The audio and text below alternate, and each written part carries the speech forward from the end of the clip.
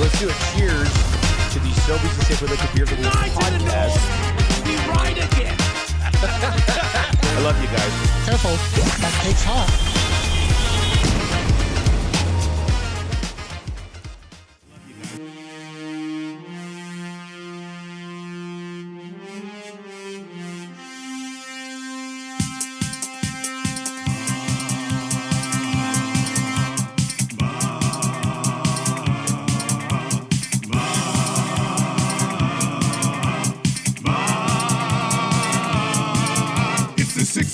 Check-in, come on, let's go.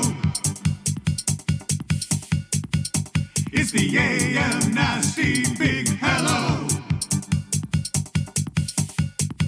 It's not static, AM radio. It's the Cool Ben Red Hot Nielson Show. Let's go.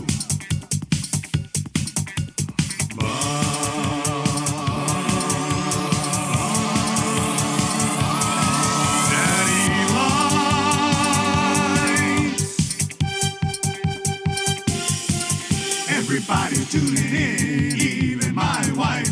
Mommy likes too. And those Macramalla intros are cutting like a knife. Hey, it's Mitch texting in, he's your dealer for life. Let's crack a 6 o'clock and lager with some sirloin bites.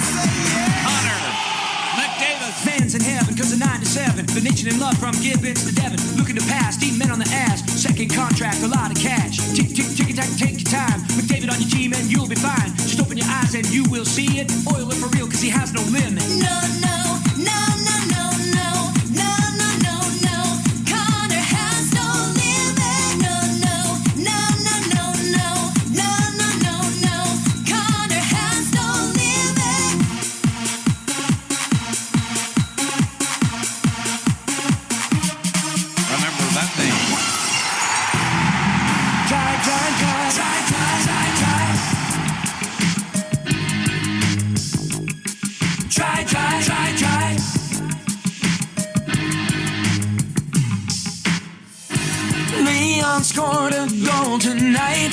Watching him play is quite a sight. You know this song is tight. Oilers fans, come on. You've loved him endlessly since he was drafted number 3. He's a center with a size that was born in Cologne. Try to stop him, you can't do much more. That ain't no lie. You just wanna see him shoot and score. It was try. Gonna make a fool out of you. Probably score a goal and assist on 2. You can't stop him, and that ain't no lie, 'cause it's try. Don't even try to play him rough. Leon is a German, so you know he's tough. His hands are crazy and Aikens loves his eyes. Yeah, it's try. Gonna make a fool out of you.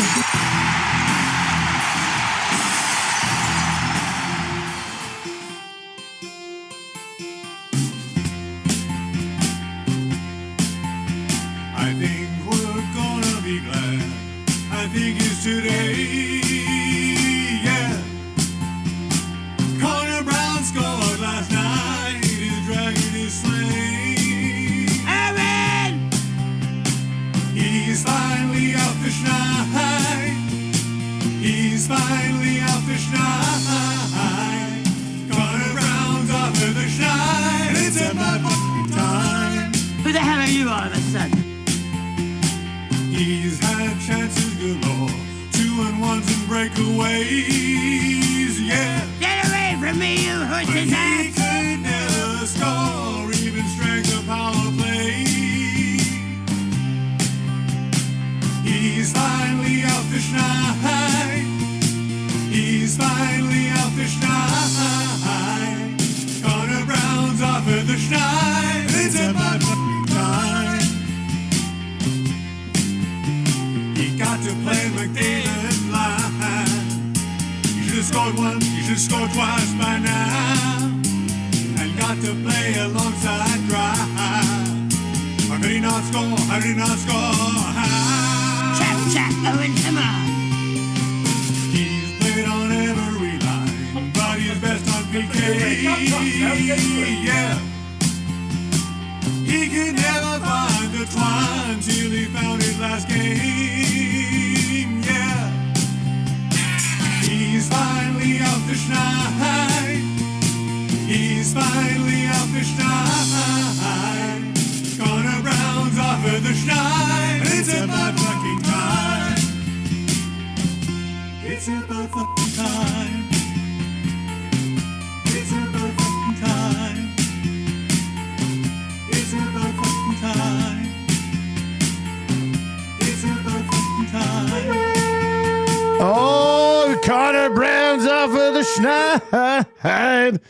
Connor Brown's off of the schneid. It's about effing time. Play the Holloway song. No, you I coward. can't do it. I'm not a coward. You stay away from me, you horse's ass. Yeah. Get away from me, you horse's ass! Directly involved in the overtime winner. I mean, Pretty incredible. thank you very much, Dylan Holloway and Phil Broberg. Yeah, shout out to both of those guys for allowing McDavid to look absolutely brilliant. Put it on the and stamp. leave Connor Brown all wide open. Like put it on the $2 bill. Yeah. Bring it back, hey? And then, I mean, obviously, Jordan Binnington's lack of lateral movement couldn't get over there to stop the wide open guy. I know what you're doing. What are you supposed there, to do in that yeah. situation? So that's good news as well. The Edmonton Oilers looked like they were going to have control of it, then lost it for a second, then got it back, and then won it in overtime last night. So the Oil get the job done. You're all very probably excited today and fired up, and they get to run it back right tonight. Yeah. Take this momentum straight into Chicago. So we'll get into that. 53 likes already. We should be changing 100 within like 5 minutes. Hammer the thumbs up if you're watching over on YouTube today. If you're listening on TuneIn, or you're listening on iHeart, or you're listening at EdmontonSportsTalk.com, or you're listening to a podcast of us after the fact, remember, you can text us anytime. Paris Jewelers inbox 780-218-9999. They've got 5 stores locally. They've got one great website, www.parisjewelers.com. That is where you can hit us up. That is where we will get to your reaction as we work our way throughout the show today. And that is how you could possibly end up winning Text of the Day today for A&W. Sink your teeth into savings with A&W's new $6 Buddy Bundle. For a limited time, get your choice of a Buddy Burger with cheese, or the hot and crispy Chicken Buddy Burger, plus small fries and a drink for just $6. And it's back-to-back game days. Gotta love it. Mama Burger and fries, $5 at all participating A&W locations. You hit that up on your way to the Westgate Boston Pizza tonight to see Tommy. Oh, Tommy at Westgate BP's tonight? A little precursor for the pasta and pie. Oh, that's excellent. I'm excited for that. All right, Tommy Gazzola tonight on location. 7:30 puck drop or around there, I guess. 6:30 on the air. 6:30 pregame show. Go see Tommy, Westgate Boston Pizza. And it's just like a prize party up in there. They're just giving away things like crazy. Tony over there. Tony's making it. He's got it flush. Come on down to Boston Pizza and see Tony. It's like He's got prizes like crazy. It's like those air things with the money flying around. Like there's just prizes flying around the Boston Pizza. You just grab them. Tony's got the button of the air. He's like controlling it like crazy. I think that's good. Dr. Jason and says more like Slowberg and fall away. That's pretty. I mean, that's pretty clever stuff. Yeah. Pretty clever stuff. Not sure it's going to win text of the day today, but I will make a note just in case we forget all of the other texts and are looking for one late at the show. This is a good text that's in today. The Oilers winning last night. This is like an anaconda taking down a pig. That clip is climbing the charts. It really is, isn't it? Yeah, I think it's really good.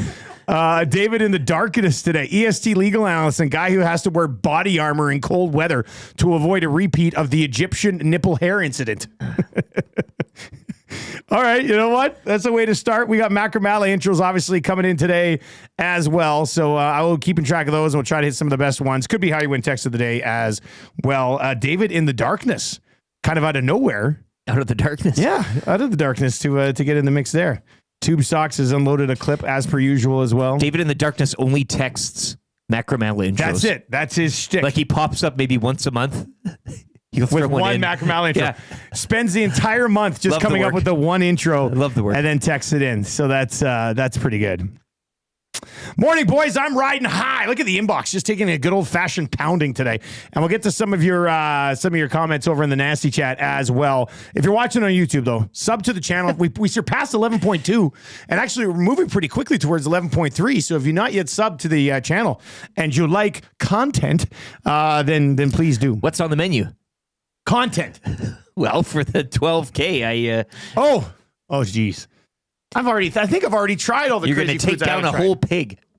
No, I could never eat. You'll be an anaconda and you'll swallow it. Could you sit down if somebody said to you, a suckling pig? no, $50,000, but you have to eat the entire head of a pig, The head. the whole head, I ate the snout once. I at know. One of like the snout. You could eat the ears. The ears, but would you eat the whole head of a pig for $50,000? a pig cheek, a head. Like we're talking the innards tongue, as well, the brains, The brains, everything for $50,000. for $50,000. Sure, Wow. $50,000.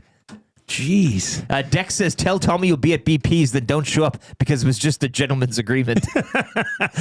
Who said that? Dex. Damn it, Dex won the text the day yesterday. He's on fire. This guy, but he lives out like in Ontario. Yeah, He can't even use it. He's like, can I have a friend pick it up? Yeah, He's like, yeah, you can.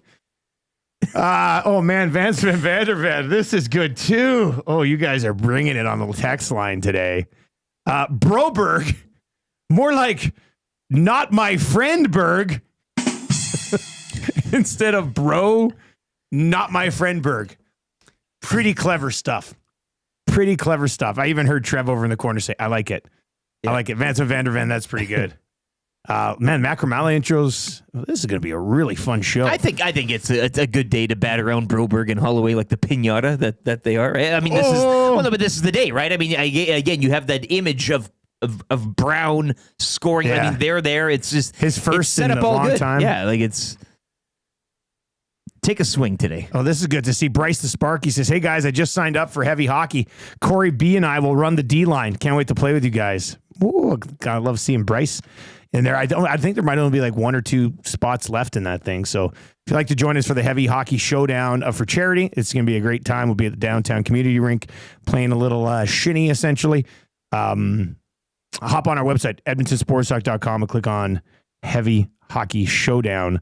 I believe Dodge Ram Dave. Eric Macramalla, EST legal analyst and guy who says, looky what I've got for you, as he's presenting evidence to the jury. That's out of Superbad, and if you're not familiar with it, It was a pretty underrated movie for quite some time, Superman. Yeah. One of the worst movie takes of all time. All right. Nick is in, says, Dusty, love all your stuff. Is there any way to get Oil Stream on Amazon Music? Almost all of the other EST programming is on there. Huh. I don't know why all the other stuff would be on there and Oil Stream wouldn't. But thanks for the note, and we'll try to look into it. Millwoods Matt says, guys, I can't get over that it was Connor Brown's first ever overtime winner. Is that like a joke? It's got to be a side I comment. think it's got. I mean, I don't think you're like expecting Connor Brown to have a lot of overtime winners in his career. Mr. Overtime. Like on the post-game show last night, they were talking because Hernan and Tommy, when they were watching the game, Connor Brown came over the boards in overtime, and Hernan was like, what the hell is he doing out there? And then he scored, and right after he said that, and then Tommy said, that's why, or something. A real moment. Yeah, it's like Iwanic fixing a computer issue that you have. Man, enough of this. Like Iwanic. So yesterday, we're putting some new stuff into place, and both Trev and I were trying to help Rick on his computer yesterday with an audio issue in Adobe Premiere Pro. And when we went to change the audio, it legitimately said in brackets, not working. And I was like, well, this is basic stuff. You should just go here. This should be working. And you click that. So I was like, well, you're going to have Iwanic look at it. And then what happened when Maddie looked at it? Well, he walks up to it, and the not working, they just disappeared. They were all of a sudden working. He didn't even touch anything yet. Then we look like presence. idiots. Oh no, yeah. It's crying wolf, and he gives you like. Credit to Maddie, he doesn't like touchdown celebrate like Tommy did with Hernan. You know, that's why. Yeah, that's why. You kind of get that. You feel shame. You feel shame. The shoulders drop. The head descends. Just a real buzzkill. Yeah. 21 likes away from changing 100. Let's keep it going. The Edmonton Oilers with the win over St. Louis will set up tonight's game against Chicago as well. Pretty jam-packed show. And then you work in a text line that is just coming off the bench and dropping like 20. They're looking terrific right now, the text line. Keep those coming in. ESC legal analyst and guy in law school who would cut the pages out of law reports in the library so no one else could complete the assignment. Looks like I'm the one who's going to get the good grade today. That's, I mean, do you want to be the best in the business or do you not want to be the best in the business, right? I think that's a good way to look at it. Thank you for the text, KC.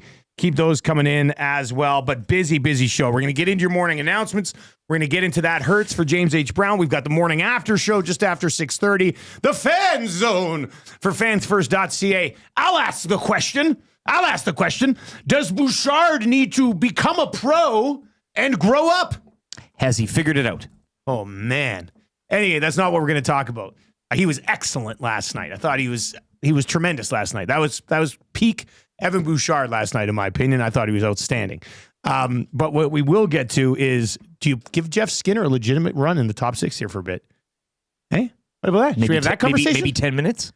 Maybe more than one shift. Oh. And then if he makes a mistake, leave him there and just see how it works out. Okay, that's the next step. Yeah. Jamie McLennan's going to join us just after 7 o'clock. Free advice for David Bunting. We're hitting that a little bit earlier today. We've got 3 guests in the 7 o'clock hour. Jamie McLennan. Then we'll get to free advice for Bunting. We'll get to the Super Bowl play of the day. Got to get something on the Eagles side of this game. A couple of Chiefs plays. Yes. You saw That's right. I saw the Orlovsky tweet. Yeah. I saved it for that segment. Yeah. We're on the same wavelength right here. Follow him to the bank. I'm feeling you here. Mike Tanier is going to join us over the phone from Super Bowl. He's in Nolans. What does he get up to down there, hey? Knowing Mike, the character he is. Why won't he join us on camera? How many gumbos has he shoved into that gullet, eh? What is gumbo? It's like a soup stewy type of thing. So you just kind of throw it all in there. So it's just another name for stew? I think so. With sausage in it. It's like a regional dialect for stew. I think you can say stew? like Creole with it. Nice. Just say a bunch of words. Nice. I used to watch NCIS New Orleans all the time. New Orleans. Because Scott Bakula was in it from Quantum Leap. And I always thought there'd be a crossover episode where he leapt out of NCIS. Did he ever go down on a gumbo? Well, no, but he had a restaurant and he would have, be serving gumbo. It'd go good with these temperatures, I think. Like that's the meal you want today. Gumbo. A good gumbo. Oh, okay. I mean, you can't just go. Can you go Well, there's an idea for can't you. go to Popeyes and get a gumbo. Like But, hey, maybe somebody should just open up a gumbo restaurant. the market is Yeah. obviously here. Then you could say, "Get your gumbo here, Gary's Gumbos. Gary's Gumbo." And he's just got hundreds of them. That's it. All the different styles.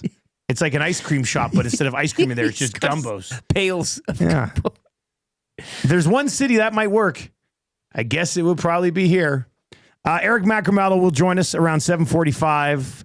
Kind of easy trivia. 3 questions too many. Lieutenant Eric's weekly rankings of power. Then Greg Wyshynski from ESPN. They've got Hellebuck at the top of the Hart Trophy watch right now, which I think there's a legitimate conversation around. So we'll get into that with Wyshynski. GCL Diesel, Orange and Blue Breakfast to set up the Oilers and the Hawks, the Marmot Basin Snow Report, and then the wrap for William Huff. So yes, ladies and gentlemen, it is a busy, busy show today, but we are going to try to make as much time as we possibly can for you.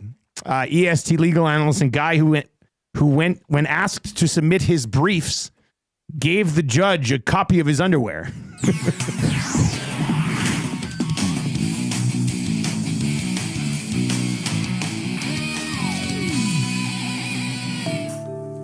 Colby to the Paris Jewelers inbox today.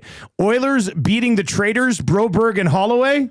Makes my day. Wilkins dropped a "makes my day" on a quote tweet yesterday. An too. actual one? Man. A legit? Oh yeah, it was a tease for our show today. And he quote tweeted and said, "Makes my day." So that's nice as well. All right, morning announcements. Busy night in the NHL last night. We're going to get to that. Hurts coming up right away. I also have in the notes here, Ed Hervey didn't sign anybody yesterday. What's wrong with him? But they actually did. Ali Fayad, I think they signed. Is Sure. that who? Yeah. Yeah.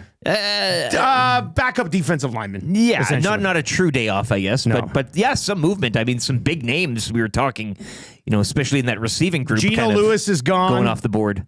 It was an Dominic interesting day. Grimes settling in Calgary. Well, and Tevin Jones. Yeah, that hurt you. That we were did here. hurt me. We were here. I was had to break the heartbroken. news to you. Yeah, You were thanks, stunned. guys. Yeah. Eric and Hernan came in and said, "Dusty, you have to sit down." And I said, "I'm already sitting." And then they said, "Tevin Jones." And I waited. And then they said, "Has signed." I was Shouldn't like, have "What?" done that.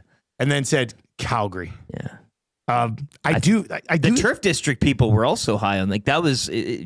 You weren't Jones can alone. play, in your, man. Yeah. Jones can play. So Tevin Jones to Calgary, Dominic Grimes to Calgary, has a relationship with VA from BC. Yep. So that made sense. Gino Lewis and Kenny Lawler both head out east. So that's not bad from an Elks Everybody perspective. wins. Like everybody in the West kind of wins. Gino goes to Ottawa, and Kenny Lawler ends up with Bo Levi Mitchell in Hamilton. I saw Bo Instagramming about how excited he was to have Kenny Lawler, and they kept Keandre Smith there with the Ticats as And well. Winnipeg is sneaky good. I've always liked Reggie White Jr. if he can stay healthy. That was a nice little added him. pickup. I don't mind and if they he got can Dylan stay Mitchell. healthy. They added Dylan Mitchell. Shown back and they in the kept fold. Schoen. Yeah, and they still have Dembski. They'll be okay there. But it's fair to say Hervey goes down missing out on Tevin there from A+ to maybe an A. In your books. Like, in my books, it's not perfect. I do think we were talking about it. Like we basically laid out the entire roster here at the office yesterday, and I think they're missing. Now, there's always these unknown American receivers that can pop up. Usually the best. And maybe that's what Herv's looking at as like the fifth guy. Because what did we say? Where they got Curly Gittins Jr., Kion Julian Grant, Trey Odoms Dukes. Well, I was talking to you about that lap. There has to be one more receiver out there for them somewhere, I think. But we'll see. What were you talking? Oh, Love you were lap. talking. Yeah. I love lap. We could get that. We can get that drop there. JJ Lapp. JJ Lapp. 6'1", 190, 24 years old. Where did he go to school? Cortland State. Cortland State. That's where. Did Jake Ceresna go to Cortland State? He caught a 47-yard touchdown from Stetson Bennett in a 24 preseason game as a member of the Rams. Okay, well, then if he can play NFL preseason, then he's going to dominate. But these are the Canadian types of Football guys that we talk about. Who? Like, what? Huh? I mean, he's got a silhouette on the team's page right now, but Jake Ceresna did go to Cortland State. So there's a tie-in there as well. Tie-in. Thought he went to Cortland State. All right, so you got that going for you. NHL action last night. It was a busy night. But a good night. Good night for the Oil. Yeah. Vegas lose to the New York Islanders as called on the lock shop yesterday. We like the Islanders in that game, so that worked out. Just They were 14 shots, I think, for the Isles, too. And that. well, the Islanders have won 8 of 9. Yeah. And they were home underdogs, so you had to get on that. Winnipeg shuts out Carolina, but not with Hellebuck in there. Yeah. You're talking. Who does Comrie think he is? Calvin Pickard? Yes. This is nuts. And the Canucks shut out the Avs 3-0 as well. Detroit remains hot. They needed a shootout, but they got by the Kraken as well. Minnesota was blanked in Boston. And Ottawa put up a pretty good fight in the second half of back-to-backs, and they've been rolling, but Tampa ended up getting the 4-3 win there. And Alexander Ovechkin now 17 away. 16 away from tying, 17 away from setting the all-time NHL goal-scoring record. Cap's a bit of a thorn in your side, though, as you're mentioning. Let's get to that hurts. Okay. Yeah. Oh, wow. Yeah. No, I saved it. Peel it off. Yeah. Let's get they're just going to get right to it. Let's get to that hurts. Look at my throat. Can't even. My throat doesn't want to talk about it. Yeah, exactly. It's ridiculous. That hurts. Brought to you by James H. Brown, the heavy hitters of injury law. With over 200 years of experience, James H. Brown will get you the settlement you deserve. Visit them at jameshbrown.com today. Book your private consultation and make sure you wear a nice sport jacket when you go in there, because Trent's always extremely well dressed. So you don't want to look like a hobo going into that office. Yeah. They'll look after you. Okay, so here's what hurts. About 10 days ago, I was like, I think I've got a theory. I'm going to move all these games up to 7.5 from 5.5 totals and bet the unders. We'll call it Dusty's Undies. Yeah. And it'll be a surefire betting system that will make us all millions of dollars. The Dundies. Unfortunately, one team has screwed me 3 times on Dusty's Undies, and it's the Washington Capitals, who, before I launched the Dustin Undies proven betting system, they had not finished over a total in a month. They hadn't finished over a total in a month. Now I've put them on the Undies 3 times. They've ruined it for me all 3 times. How's this even possible? This is a team that usually plays 2-1 and 3-1 games. What did they score last night? 6 on the Panthers. Like, oh man, and that allowed hurts. 3. Yeah, that hurts. Changing 100. That hurts big time. Nice work, Trev. Let's keep hammering that thumbs up. We should be changing 200 before we get to 7 o'clock. Unless you don't like overtime victories in which Connor Brown plays the role of hero. So that hurts. It's just crazy that they literally did not have an over for a month. And I'm not talking over 7.5 where I moved the line to. I'm talking over 5.5 and 6. It was just 3-1, 2-1, 2-0, 3-2. And then I start putting them into these Dusty's Undies parlays, and all of a sudden they're the 80s Oilers. Like, it's ridiculous, and it hurts, and I don't like it much at all. I am excited for Super Bowl, though. Which part? The game? Well, the just anthem? like watching the game with Gatorade everybody. shower? What color it's going to be? The place is going to be packed. Well, more on that during the weekly rankings of power later on today in the hour number 3. Just excited for this. If you want to try to get into the Super Bowl party, cannot guarantee. The fine folks from Nisku Glass were in here yesterday, and they were telling me how they call them. They're like, we got 4 spots left at the bar. At the bar. Or at the I think the railing. The Lurker's Ledge. Yeah. So they got those. So what we should do is we should just take over that restaurant as well and just have like the whole area. You got some nice booths in there. Yeah. Is there good booths in the restaurant? Very nice booths. Well, you have to have a nice booth when you're having $10 prime ribs. Fergie's prostate, where are you? I guess, yeah. Yeah. It's going to be good, though. If you would like to try to join us, you can always pop by. It'll probably just be standing room only at the end of the day, but you can try to get a seat right now. All you have to do is email edm.centurysports@cnty.com. That's edm.centurysports@cnty.com. One more for the morning announcements. It was what a great sports night on TV last night. Oilers. I know where you're getting to. TGL. Here. Sure, of course. TGL was a little disappointing. But it's on. Yeah, but I seeked it out. I turned it on at 5. I was like, "Where's my TGL?" It didn't start till 7.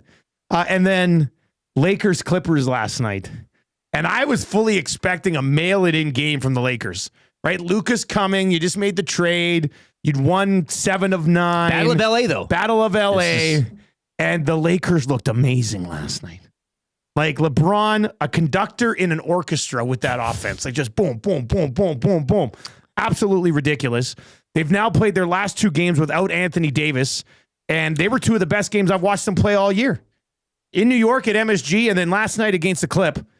And now you're adding Luka to this. Well, and Pelinka yesterday as well. What did Pelinka say? Well, introducing Luka, he did add, and he went out of his way to add that more needs to be done to make them a true contender mentioning that they need a big. That's what I've been saying. Like, and not that that's rocket science or anything, but I mean, they were welcoming him in. It was Luka. It was playing the Clippers, but Pelinka said, they're on it now. This isn't just for the future. This is for the now as well. A hat tip to Jackson Hayes for your service here. He's played well the last couple of games filling in for AD, but I don't know, man. I'm starting to get a little bit excited about a possible run in the West here. We know we have a need for a big, end quote. Whoa. Can you believe that? So he knows. My goodness. This is like an anaconda taking down a pig. It pretty much works for everything. Morning After Show is on the way. Let's get to a sports update right now with Lieutenant Eric. On the other side, the Morning After Show. More of your text messages. And the Fan Zone. Do you put Skinner with McDavid and Draisaitl? We'll get into that as well. We'll hear what Trev thought of the hockey game last night. The Edmonton Oilers pick up the victory. Let's get the sports update right now with LT.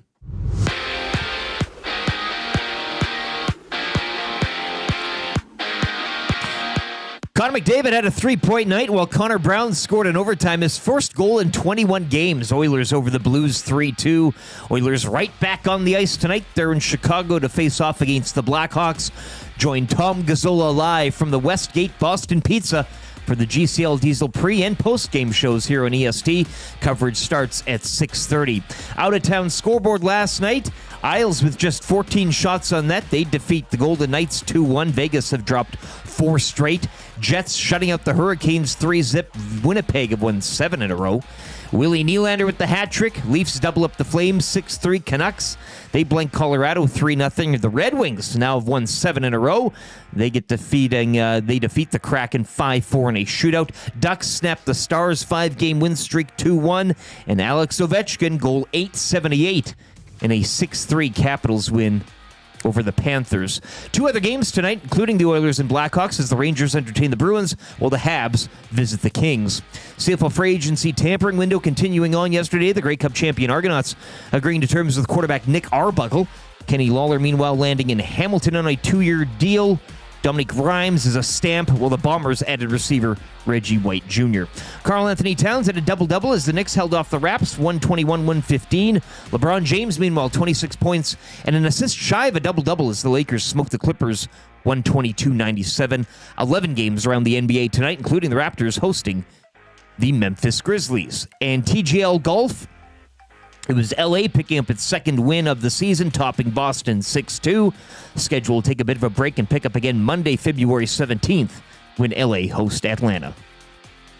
Up next, more as we recap the Oilers' overtime win in St. Louis against the Blues on The Nielson Show, EdmontonSportsTalk.com.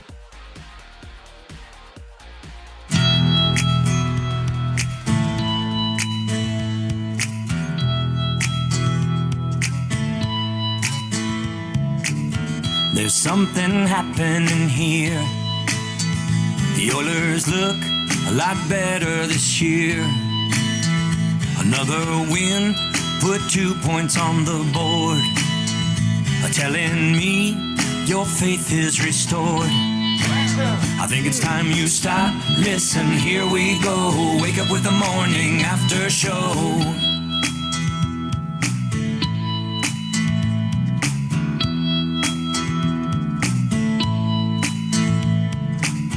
This year's team's looking strong. Connor and Leon, they can't do no wrong.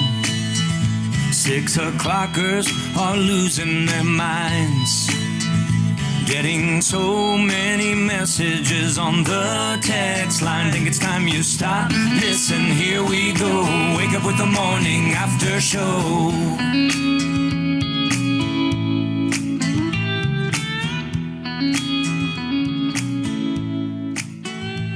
6:36 on Edmonton Sports Talk. Thank you very much for being here. If you are watching over on YouTube today, let's smash through 200 here before 7 o'clock. No problem. Easy peasy. Hammer the thumbs up for us over there and sub to the channel if you haven't already. We know you're holding on to them, as evidenced from yesterday, right? Like that. Yeah, I know. People just got them in their pockets and they're waiting to. If we get to 1,000 likes today, I'll jump off the roof. Yeah. Like. They might kill me. Like. Come on, guys. They're legitimately killing me here. All right, the Nielson Show is brought to you by South Fort Chevrolet. Drive a little, save a lot. Was exchanging texts yesterday.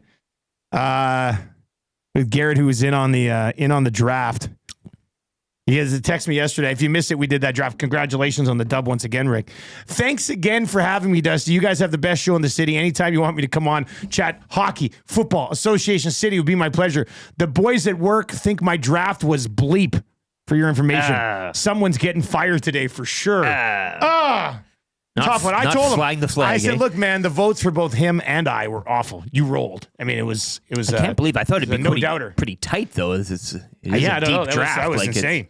So anyway, I thought he did a great job coming in yesterday. Absolutely. Though. Well, outside of the Patriots jersey, the lights are bright. You know, we draft. We and for coming in here, rookie getting thrown in, putting meat and crackers in front of his face. He doesn't know what's going on here. It's yeah.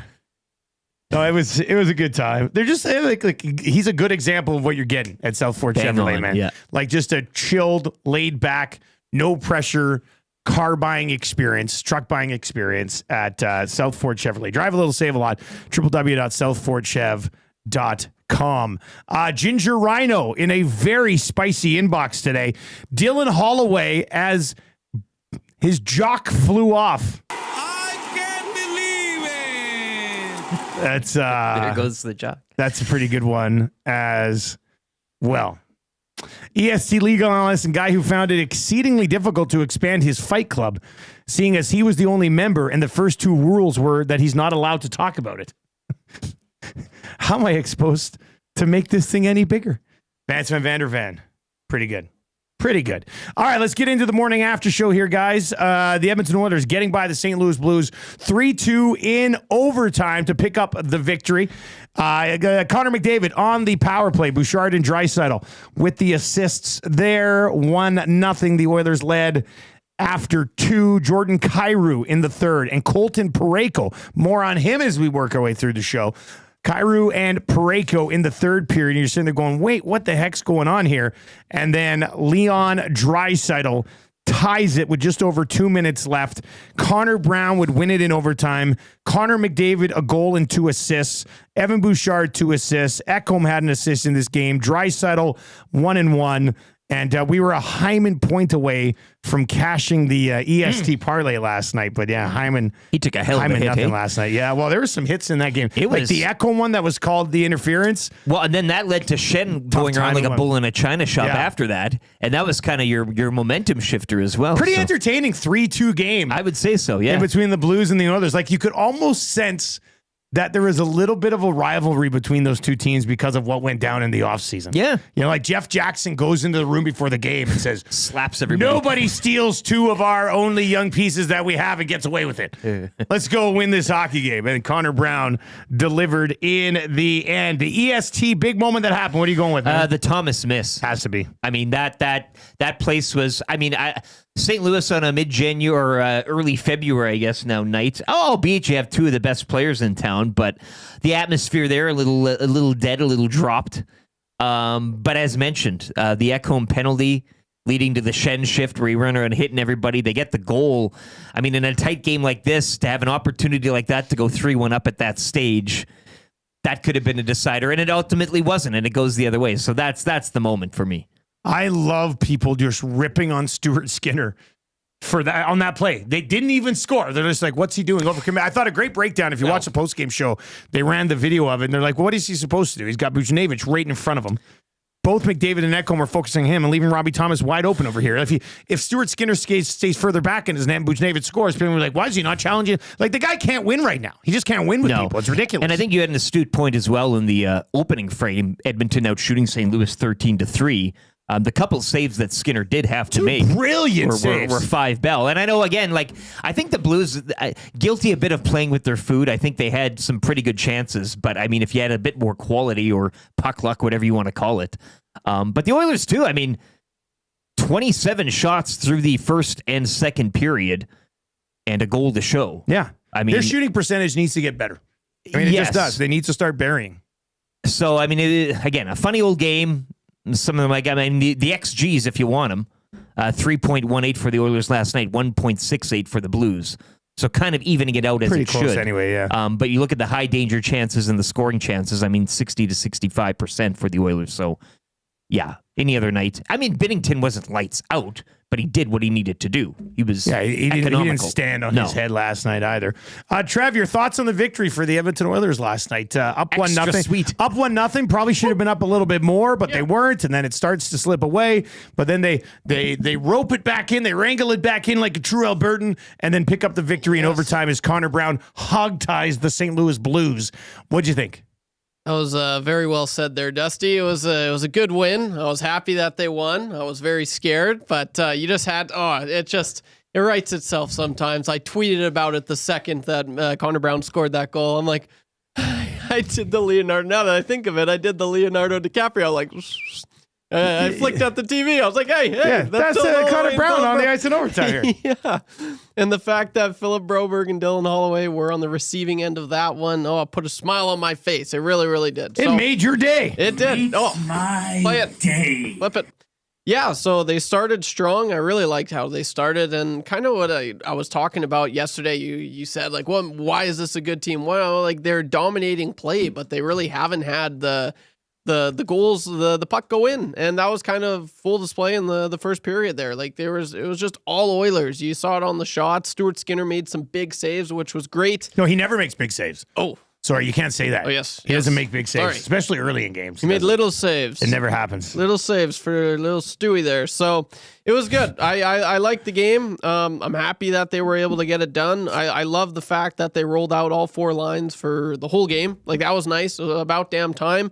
We're going to talk about Jeff Skinner being in the top 6. So I'll save that for later. But I mean, it was a good game, and it was a little annoying, obviously with the interference call there. It kind of shifted momentum quite a bit, but they didn't break, and of course Connor to Leon, automatic.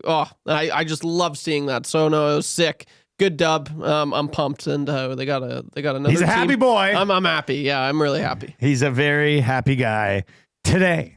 Naz26 says, what's with your love of Skinner? He's won nothing in his career, and you defend him like he's Ken Dryden. No, I just think people need to have a fair opinion on him. And no matter what happens, like after every loss, it's like he can't make big saves in the first. But if he has last a night bad he made game, big you could chew him up. Yeah, like there's no. Which I said on Saturday night. I said he was their least valuable player. He needed to be better against the Toronto Maple Leafs. And then I thought he was very good last night. And it's not. You don't have to be married to these. Like, no. It's not NWO Hollywood and Wolfpack here, where you're in one faction and you can't. But people have picked a side on Stuart Skinner. Oh yeah, and you can't be moved. Won't go one way or the other. You have moved. to be able to have a fair take on this guy. Saturday night he needed to be better. Last night he was good, and when he's good, you have to step up and give him some credit. But I'm sick and tired of seeing you're never going to win anything with this guy. Can I run this by you? I was going to tweet this last night. He's got papers. Well, I was going to tweet this last night, but because there are people in this market who are like, he's not even an NHL goaltender. Well, they should start Pickard. Skinner's not even an NHL goaltender. Well, I wonder if these other markets are bitching about their goalies. Okay, Stuart Skinner has more shutouts than Jake Ottinger. He's got a better save percentage than Shesterkin, and he's got a better goals against average than Sergei Bobrovsky. But apparently this guy can't play in the National Hockey League. Once again, we've said 12 times on this show, he's not an upper echelon goalie. He probably never will be. But he's somewhere between 9 and 18. He's getting paid like one? And he's not. He's somewhere between 9 and 18, and you can win a Stanley Cup with somebody between 9 and 18. In fact, most teams that win the Stanley Cup have somebody between 9 and 18. So not most teams, but look over the last few years. I mean, there have been some teams that have not had Vasilevsky that have won Stanley Cups. Like, it's ridiculous. Like, there are people that act like it's the end of the world between the pipes, and you're paying this guy less than $3 million. I don't know. It just drives me nuts. When he plays well, say he plays well. And that way, when he doesn't play poorly and you want to rip him, it's more justified because you're not ripping him even after he plays well. And he is the goalie. They're not in the market. He's not going anywhere. So have an opinion, game by game, whatever, but this is the reality. And it's a pretty economical reality. Yeah, we're not saying you have to love the guy. We're just saying when he plays well, give him credit, and when he plays poorly, rip him. Sure, but Jimmy Penner, best $2.6 million goaltender in the NHL. Justice for Skinner, Joel says. I think Logan Thompson's better value, but he just signed a new deal. But I know what you're saying. I know what you're saying. In that realm, yeah. All right, let's continue with the morning after show. Super stat of the night. What are you going with? 909. 909. 909. No, my buttons are done up, really? No, I'm just saying you're getting that's a little remnants from the scarf. From the scarf. No, I mentioned you're getting hot in the top button. You could maybe. Yeah, you'd be forgiven if you. Yeah, why not? Let that breathe. Come on, man. Somebody said they like you in the tartan this morning. The plaid. Oh yeah, thanks. I love plaid. You get a little more spicy with and it's what do you call this material? It's what do they say? A plaid. What's the name of this type of shirt? Flannel. Good work, Trev. Man, you're on fire today, Trev. That was a quick flannel. All right, super stat. What else do you have for super stat of the night? Super stat of the night. Yeah, 909 is a good one. And, again, 5 points for McDavid Draisaitl. I mean, that's huge. The big dogs were playing last night. Connor Brown, first goal. And was out there in overtime. Like maybe more guys should take a puck off Coffey's chin in practice. Maybe that's the key to success, hey? Well, maybe I think I can see Knobloch going to him and tapping him and being like, hey, go out there and get off the schneid. Sure. And then he goes out there and he gets off the schneid. The ice time for Jeff Skinner. What was his number last night? What did he end up being? 11:04. Better than usual. I'm saying, man, that's we're trending upwards. Working your way up. All right, the 3 stars in last night's hockey game. Let's get into that. The 3 stars last night: Connor McDavid, Leon Draisaitl, and future Edmonton Oiler Colton Parayko. Who's the 4th star of the game last night? I kind of want to say Binnington, but I also kind of want to say Skinner. So you're going with a goalie split. I think so. An old splitteroonie. Binnington had the better. As I said earlier, I didn't think he was standing on his head nor needed to. But Skinner did make some, going back to that first period and 3 shots by the Blues, 2 of which were, he made that great glove save on Broberg there, where he really kind of oversold it and flashed it there. Skinner, sure. I'll go with him. 1A to Jordan Binnington's 1B in the 4th star department. Got the win. 38th star of the game. But going back to those, again, high danger chances, shots and everything. I mean, Binnington, too. If you go by the numbers, it's Binnington 1A. You go by the Is that how you're going to do? Okay. Skinner. That makes sense. 38th star of the game. I do usually look to the team that lost in this situation. You know who, Dylan Holloway was -2 in last night's hockey game. Tough one for your boy, Trev. Had some flashes though. Had some flashes. I don't know. Like, it was a pretty well played hockey game. Who do we look at as? Can I say the officials? Sure. People were bitching about the officiating. Everybody last likes night. to. I mean, that's always it's an evergreen 38th. You know what? I'll go here. Cam Fowler.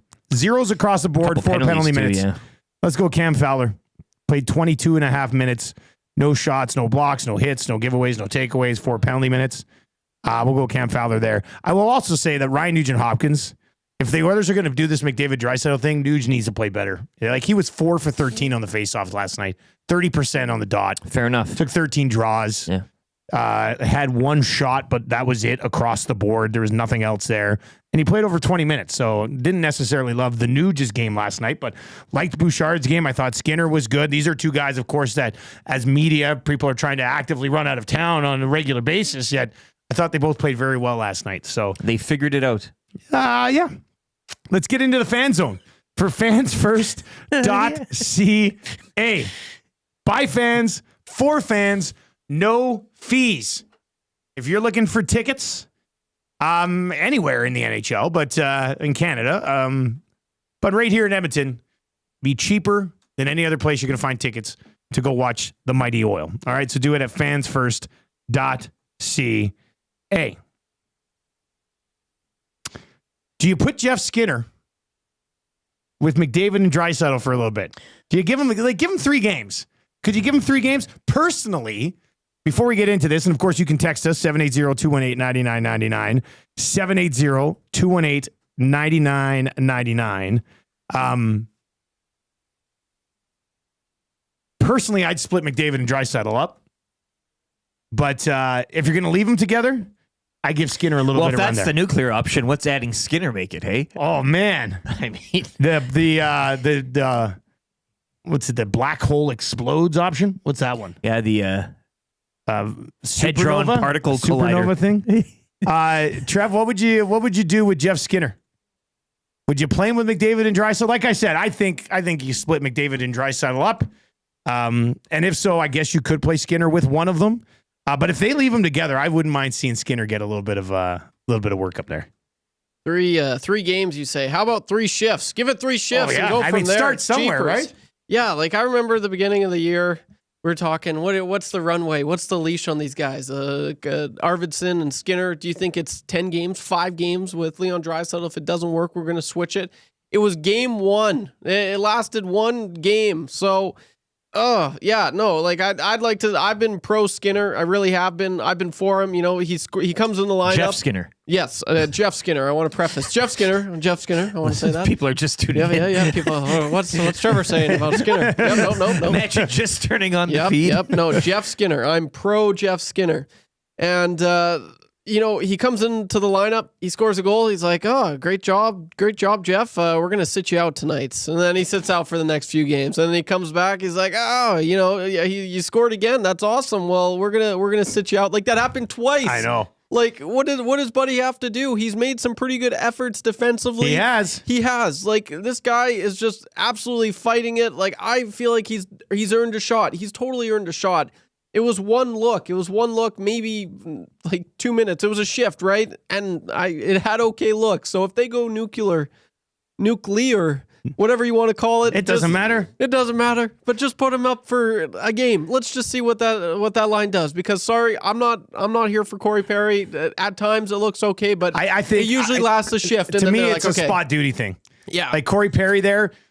I give him full credit. He's been much better than I was expecting him to be this year. I agree. But he's not a full-time top-line winger with McDavid and Draisaitl. I think spot duty, throw the veteran in there in some critical moments here or there, pick your spots, which Knobloch has done very well, I think, so far this year.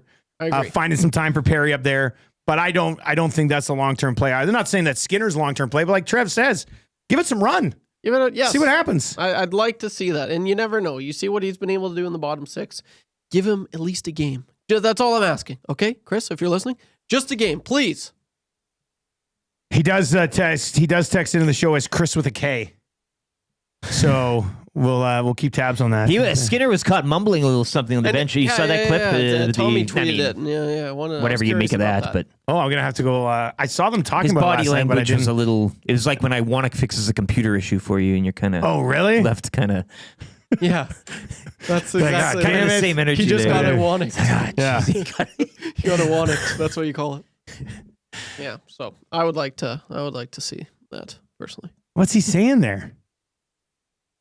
Are people trying to read his lips? I want the lip readers in on this. Like 780-218-9999. It's a good kind of head shake, and then the chew on the mouth guard, and then he says something. He's looking down, and somebody pumps him and says, "It's okay, man." Was that after like a missed opportunity or something? I missed where it was. The context is, it was 1-0 at the time, right after the second, 5:14 in the second. Trying to think if he's shaking his head at himself for not burying something, or anyway, somebody will let us know. 780-218-9999. I mean, why not? Like you brought him in, hoping he could be a guy who could score 25 for you in your top 6. I think you have to, as much as it's frustrating because you want to see him play up there, I think you have to give Chris Knobloch some credit in the fact that you are seeing Skinner make some better plays defensively. And it looks like that part of his game is starting to round into a form where you could maybe give him time back up in the top 6, and he does recover if McDavid and Draisaitl get caught up ice, and he's not also up there and like, oh man, nobody's covering for these guys. Because I think maybe you're starting to get there with him. So why not? Why not? Why not is exactly. I mean, why not? It's so true because there's no consistency with the lineup right now anyway. Yeah, they're moving everybody around every anyway. single game. So why not? Exactly. That's Connor Brown's got to look there. Yes. Connor Brown and Corey Perry have had the last 2 looks in that spot. Yeah. You can't give a game or 2, or you said 3 shifts, but you can't give a game or 2 to Jeff Skinner just to see? Yeah. I mean, you should time. I think you should probably be intrigued as a coaching staff to just be like, let's just see if it clicks right now. I mean, Why not? With that being said, my first play would still be to just split McDavid and Draisaitl anyway. But if they are gonna leave them together, give Skinner a little bit of a look up there. 780-218-9999. 780-218-9999. Andrew, the accountant, is in, says, Skinner said, man, I really wish I had a panino from the Italian Center right now. And the guy next to him said, don't worry, we always bring extras on the plane after. So that's nice. Wait till you see what we're going to have set up tomorrow, boys. We're going to do that's good tomorrow instead of today, because I'm swinging by Italian Center today to pick up this little make your own mac and cheese like buffet thing. Buffet? Well, yeah, they call it like the make your own mac and cheese bar. So Okay. there'd be like all these different toppings, and then we just can like you'll wait and see. Yeah. Wait and see tomorrow. I go. You're tomorrow. cooking For, here. that's a good. Yeah. Okay. Yeah. No, that's gonna be pretty good. 780-218-9999. Skinner on the bench is saying, I can't wait for Macramalla intros on EST tomorrow morning. Biting his lip. Yeah, he's just like, who's going to win this thing? Who's going to win it today? Bobby LaFrench is in. Ekholm made one of the nicest hits of the year. A wonderful hockey play he could feel so proud of, and he got punished for it. I feel bad for him. It reminds me of making breakfast in bed for mom and dad getting mad for missing dishes on Sunday morning. Difference is I never had the balls to yell at my dad the way that Ekholm yelled at the refs. Is this too much trauma sharing for a Wednesday? Not at all. No, Bobby LaFrench, we get it. What was the dish? Was it like eggs, pancakes? Like, what did you kind of... Well, you know can what? go deeper. I remember on my mom's birthday, when we were kids, we would take her breakfast in bed, but it would just be a bowl of cereal. I That was don't it. mind, yeah. We were little. I mean, it's not easy to pour a bowl of cereal when you're 7, 8 years old. Got a confession. Breakfast in bed kind of grosses me out. I don't like the food and the whole... It's Here's a confession. I two don't think, worlds I don't like colliding there. Since I've had kids, I don't think I've had breakfast in bed. Would you accept There's been it the odd graciously? time on the road in CFL I've been a little hungover and I've had some McMuffins while I'm laying in a hotel bed. bedroom, but that's fine, a little it's bit not your different. bed, yeah. That's But if a your little bit kids different. if Marsha comes in with a stack of... I mean, I know you love your kids, anything they do for you, Marshall you're gonna did love. make me breakfast. Him and Elizabeth got up a couple weekends ago and they made toast for themselves. And when I came up, there was a piece of toast sitting there cut up for me at my place at the table where I usually sit. A nice toast. And I was like, oh my goodness. My son, that's my boy. It's my boy. That's my boy. It's his idea. Pride and joy. And then Buzz is just like, Daddy, look at this. Marshall made breakfast. Ah! We know. Gosh, she's funny. All right, 780. Ryan from SK says maybe it was a microwaved Eggo.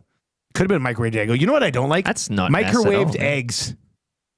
Too rubbery. We're not doing that, eh? No, Yeah. you can't be doing that. No, sometimes my There's wife no- will be like, I'll do like a mix for you. You can just heat it up and it'll be like a scrambled egg in the morning for breakfast before you go to work. I'm like, No. have you tasted microwaved eggs? No. Are you nuts? You're not Just doing gonna that. say, is that even a thing? It shouldn't be. I've Well, never heard some of that people- before. No, like you can let's say you pre-make scrambled eggs mix. And then in the microwave, you put it in there in the morning, but it's all rubbery and gross. It's really quick. That's disgusting. It's super quick. What about a poached? Do you guys like a boiled poached egg? Like dropping it in the water and... Do I? Yeah, you're on the poach. Oh my Never, gosh! never had one. I'll poach an egg for you. What's the like count? A poached egg is I great. mean, I probably am That's missing not out even on the gross poached at egg all. thing. I mean, that's With hollandaise sauce. I mostly just recently started having like fried eggs. I was scrambled eggs exclusively for 30 years. But now I'm starting to mix it up. well, you dip the toast in the yolk. It's a very that's what great I've play. learned. Yeah. The Sunny yolk side up. creeped me Yeah. out for a long time. That's why I like As it it mixed does. in. Well, But you know now what it I'm is, gonna- eh? What? If you keep the egg in the shell, eventually that yolk, Wait, what? you guys know this, What are you eh? talking about? Turns into the chicken. Oh, yes. The yellow part or the white course. part? Like, what are you the talking whole about? thing. Yes. What? I thought they were separate eggs. It's all. I thought it was a different egg. It's all chicken. Oh boy. Hey, before we wrap up, we got Jamie McLennan on the way, but we got to get to a conch. Andrea texted in earlier this morning. Yeah, man. Jason, his birthday. A conch for his birthday. And they'll be at the Super Bowl party on Sunday. He'll be celebrating his birthday. Oh, yeah. with all the nasties. We'll make it worth your while. It'll be terrific.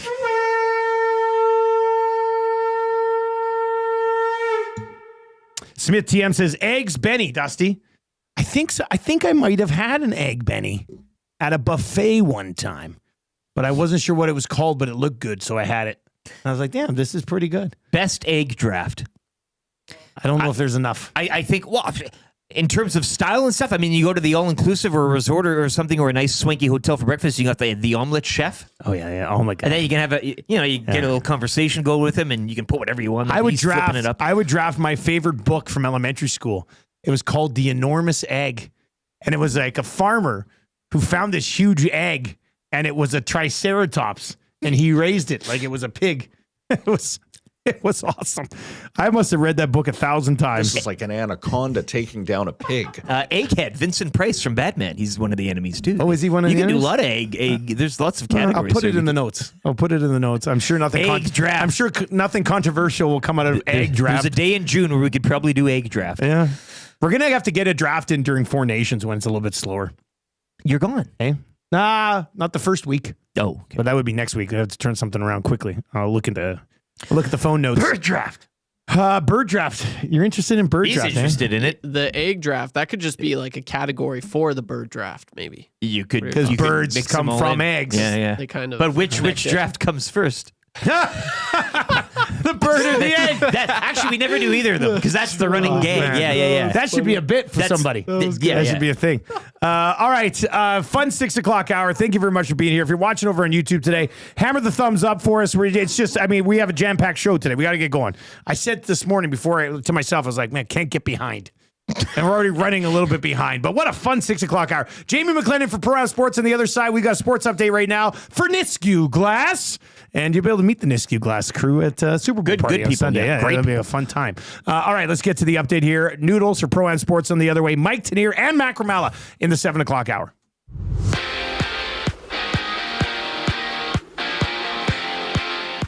Oilers back in the win column. Connor McDavid a 3-point night. Connor Brown with the overtime winner as they defeat the Blues 3-2. Oilers in Chicago tonight to take on the Blackhawks. You can join Tom Gazzola live from the Westgate Boston Pizza. He'll have your GCL Diesel pre- and post-game shows here on EST. Coverage beginning at 6:30. Elsewhere last night, Vegas. They lose again. They've dropped their fourth straight in a 2-1 loss to the Islanders. Isles just 14 shots on net in that win. Winnipeg have won 7 in a row following a 3-0 shutout of the Hurricanes. William Nylander with the hat trick. Leafs double up the Flames 6-3. Vancouver blanking Colorado 3-0. Detroit, they've now won 7 in a row following a 5-4 shootout victory over the Kraken. The Ducks, they snapped the Stars' 5-game win streak with a 2-1 victory. And Alex Ovechkin, he scored goal 878 in a 6-3 Capitals win over Florida. 2 other games tonight, including the Oilers and Blackhawks. You'll see the Rangers at home to the Bruins and Montreal and LA to take on the Kings. A few receivers agreeing to terms with teams yesterday in the CFL as Kenny Lawler will be heading to Hamilton on a 2-year deal. The Bombers adding former Als receiver Reggie White Jr.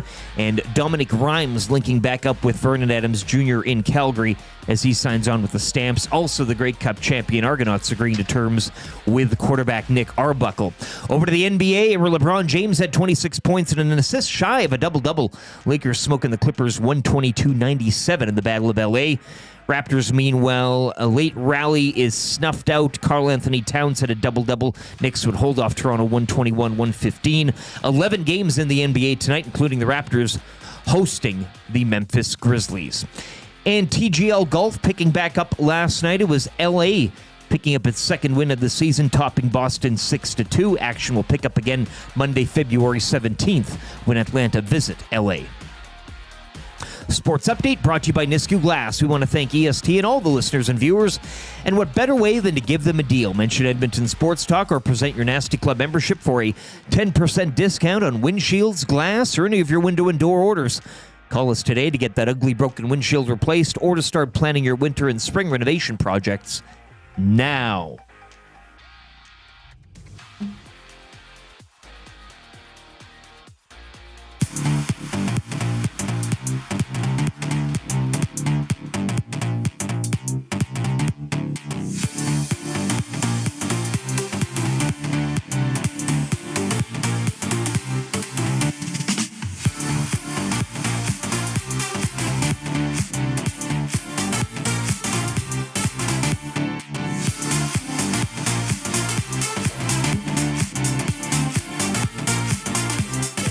106 on Edmonton Sports Talk. Thank you very much for being here today. We appreciate it. We love you. Hammer the thumbs up. We're like 18 away from changing 200 already over on YouTube. We're smelling a 400 like day here. You smell that?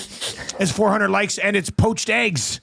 That's what we were just discussing. The Nielson Show is brought to you by Southfort Chevrolet. Drive a little, save a lot. Go see Daniel and his family-friendly team. Let's say, is Garrett around? Yeah, I'd like to talk to Garrett about his draft. Yeah.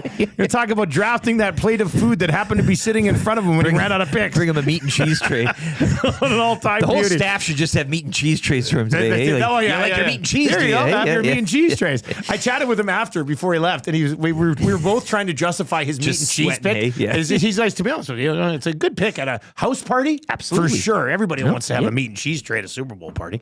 So that's good. We've got Mike Tanier from New Orleans.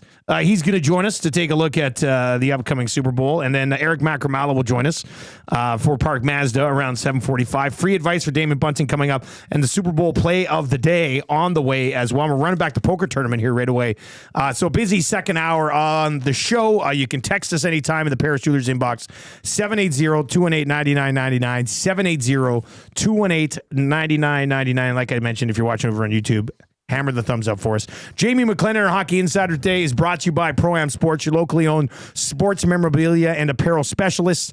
Team Canada 4 Nations gear has arrived. Hello. Jerseys, hats, toques, and scarves. They're looking at you, Gager. To have you looking right, cheering on the red and white. Located in Edmonton at the corner of St. Albert Trail and 128th Ave, or online at proamsports.ca. So if you want to gear up for 4 Nations, get it done at Pro-Am Sports. All right, let's bring in Jamie McLennan today. He is our Hockey Insider. If you're watching on YouTube, please subscribe to the channel today. Noodles, Edmonton Oilers, they're up 1-0 for a good chunk of the game, and then they let it slip away. They get it back, and they end up winning it with Connor Brown in overtime. Do you think he just somehow jumped over the boards, or did Knobloch send him out and say, go find your first goal in 22 games, man? I mean, whatever the move was, you just had to stand on the back door and get a beautiful one-timer, because that was McDavid just going, ultra video game. But I didn't see that one coming. I saw the goal and I was watching it and I was like, is that Hyman? And then That's it's what like I thought. Connor Brown. Like, I thought it was Hyman. Like, that's all I could think about is like, oh, Hyman got another goal. And then it's like Connor Brown. I'm like, where did that come from? But that is, this is the beauty of Knobloch. Like, he understands, what guys need. May have liked Connor Brown's game and said, I'm going to find a shift for him somewhere in there. And it ends up working. Also thought process too. When you've got extra ice, McDavid's going to be able to create something. So, you get in a scenario where I do need a right shot over there potentially for a one-timer. So, I might be overthinking it, but in watching that, I'm like, oh my God, I think that was Connor Brown. But, he got the job done, and they squeaked one out. I didn't like how they gave away the lead, but in the end, they found a way to get it done. What did you make of that Ekholm hit, Noodles? I know he's called for interference, but where do you kind of come out on that one? Because that was a momentum shifter. It was. You know what? I understood it. I didn't like the call. Maybe that's not the homerism. I try to be very, very neutral when it comes to cheering for teams and all of that. But I look at the timing of it. I look at, what he was trying to do on the play. I didn't like the call, but you're right. It changes the dynamic of how things look because, to me, the Oilers were in full control. And to me, that changes the dynamic all of a sudden. It gives the Blues some life and certainly gave them some life to get back in the game. They had Corey Perry with McDavid and Draisaitl last night. We were discussing it. I think it would be time to split McDavid and Draisaitl up anyway. But they did mix Jeff Skinner in there for a shift last night, and it looked not bad, and he's been playing a little bit better defensively. If you leave those two guys together, would you give Skinner some run up there midway through the season here and say, let's see if you've learned your defensive lessons that we've been probably preaching to you for the last 3 months? I liked Skinner's game against the Leafs. I thought he had a good backtrack into his own zone and worked hard turning pucks over. I think the biggest thing with Jeff Skinner has been surprising for me, kind of on a negative end, is I've always known him as a really great skater. and it's taken him a while to get up to pace with the Edmonton Oilers team, if that makes sense. So I think that's confidence. I think that's getting ice time, all of these things. But I think Skinner's skating a lot better and a lot more confident with the puck. Sure, give him a look.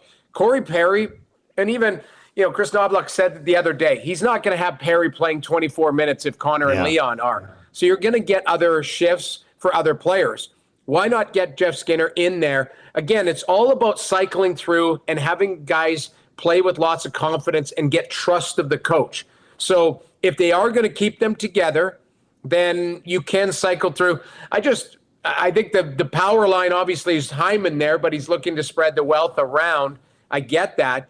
But I do believe Skinner could get a look there. It's what you do with that look. And maybe you catch lightning in a bottle where it's like, hey, I'm in the right spot. I'm going to get the puck and I'm going to finish off. And all it does, because I think Corey Perry, he knows how to play with anybody because he knows his limitations and he knows what to do. So he's a very smart player. It's just the body's caught up as far as being 39 years old, the speed and the being able to play 20 minutes. I think that's past him, but because you've got the smarts and you've got the tenacity, that's why Perry's so effective. But I would definitely give Jeff Skinner a look there. Noodles, Matthias Ekholm missing Saturday when the Leafs were in town. That was glaring. It was glaring for John Klingberg. He had a pair of giveaways last night, but since we talk with you just on a weekly basis, your early thoughts on him and what you've seen from his game. So this would be weird to say. I like his hands, but I don't like his feet. So, the hands are there. Like, Klingberg's a really skilled defenseman. So I thought he's been exposed in these games because he's jumping on a moving train that's moving 1,000,000 miles an hour for him. William Nylander makes him look tough early on in that one move. And listen, I get it. I still like I'll call it experiment because there's no downside to it. If it just doesn't work, okay, then you can make him go away. But ultimately, I think this is a risk-free try. And if he can get up to speed with the actual speed of the game and understanding it, the hands are there. He's got tremendous hands. He's always had great hands. And I've noticed a couple times his patience with the puck where he has made plays. And that's what you always want from defensemen. Paul Coffey stresses it all the time. Make plays. Get the puck up to these forwards so they can get the puck. I've seen a little bit of that, but I've also seen, Klingberg looking slow, looking deliberate. Obviously, big game changer being offside the other night. That's tough. That he had a tough night as it was, and then he's not even in the play. He's at the top of the play, and he cost them the tying goal. But I do like the hands. I just think the feet need to get up to speed, and it's not going to be like, hey, a week from now. I think you're talking 2 months from now to see if this experiment works, unfortunately. The other guy I want to just talk about briefly because we discussed he's a local guy. Would you be on board with a Edmonton Oilers go after Colton Parayko in a possible trade scenario and put him next to Darnell Nurse on the second pair? He's $6.5 million. He's creeping into his mid-30s for the next 3 years after this one. But with the cap going up, I mean, I don't know if you can't just make that 6.5 work. What do you think of Parayko as a possible option if the Blues decide to, they're old. That blue line is old. Their forward group is pretty young, but the blue line's kind of old. I wonder if they try to mix something up there. I do like Colton Parayko. I think he'd be a great fit, not just because I'm a St. Albert boy and he's a St. Albert boy either. I mean, it's his game has evolved. He came into the league as a, more of an offensive guy, was, learned to work away from the puck. And now it's the exact opposite. I know he scored last night, but he's more of a steady, long stick, can use his body. I think he would be a good stabilizing force. Yes, I haven't looked at his underlying numbers or anything like that, but to me, he would be, I think I've told you guys this a couple of weeks back, like in a perfect world, my guy for Nurse is Trouba, but I don't think if they can't make that one work or if it's just not feasible, then I do, I look at a guy like Parayko who would be, and keep in mind, you could sweeten the deal to not make him a 6.5 defender. What if you were able to get St. Louis to chew a couple million? All of a sudden you make him something with a 4 in there. so that it does work for the Cap moving forward. And it's not, when you've got a plan in place, he adds to it. So I think everything's on the table. But you bringing that name up, I would be 100% on board, because I think he would add to the stability of the group. He's big, can use his body, and they do need to add. Klingberg isn't the magic wand. Yeah, I don't think he's the finish line on the blue line, right? No, but he is. He could add to it. That's the thing. If Klingberg's a free one, and if you can get him up to speed, you're like, okay, we're going to get player X and Klingberg. Now all of a sudden we've helped to the depth of our D. So I do like the Parayko name. I don't know where St. Louis is at as far as selling off assets, but you definitely have to look hard at that. And maybe there is a deal to be made if Doug Armstrong decides, hey, I took two of your young players. Maybe I will do you a slight little favor here and trade you a piece that could help you get over the top. Jamie McLennan with us on the show this morning. Noodles, before you go, I think it's just the goalie position in Canada anyway. But Stuart Skinner has, there's a lot of negativity around the guy, and when I defend him, I'm like, oh, you're just a homer for Stuart Skinner, even though I hated his game against Toronto on Saturday. Like I try to call it as it is with Stuart Skinner, and I say that he's somewhere between like 9th and 17th in NHL goaltenders. Like I think he's a middle of the pack guy, which is that a fair assessment? Is that because we got people texting in after losses and being like, I'm not even sure he should be in the NHL. I'm like, calm down, you idiots. I don't think I'm being too much of a homer or a Skinner backer by saying he's somewhere between 9 and 18th among NHL goaltenders. Yeah, keep in mind, there's there's 32 starters if you had to, and if you had him in the middle of the pack, it's fair to say I didn't like his game against the Leafs as well. Yeah, because you watch the other guy, the chances that I get Sport Logic chances, so they had the chances at 26-13, high danger chances that night. Edmonton was all over them. They took control. Yes, they were completely out to lunch the first 10 minutes, and the Leafs won the game in the first 10 minutes, in my opinion. But outside of that, the ice tilted, and Joseph Woll was brilliant.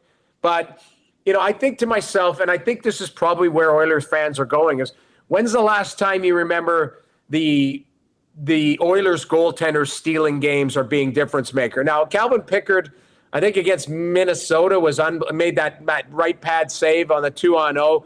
I think there have been nights where the goaltenders have been good. Yeah. But there's nights, to me, I think when you're looking at it, the other goaltenders have been a factor, including last night. I mean, Bennington was, I thought the difference early on, and, the Oilers find a way to push through.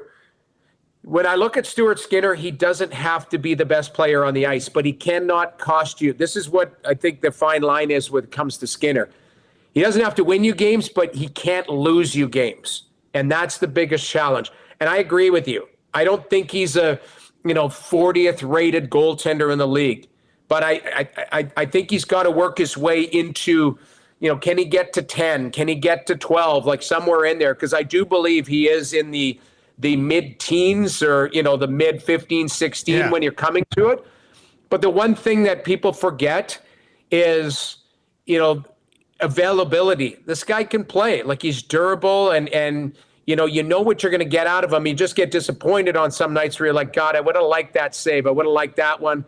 It just, when you see a guy lots and you see him allow goals, you're always thinking, okay, I would have liked, somebody else to make those saves. So, careful what you wish for, because there's other teams that don't have that stability in net. Noodles, as always, buddy, we really appreciate it, man. Thanks for the time. And are you in Tampa right now? Are you in a hotel in Tampa? Is that, I was going to say. Yes, I'm in a prison cell in Tampa. The Sens had been rolling. It was back-to-backs after the win the night before against Nashville. What was it? How'd they play last night?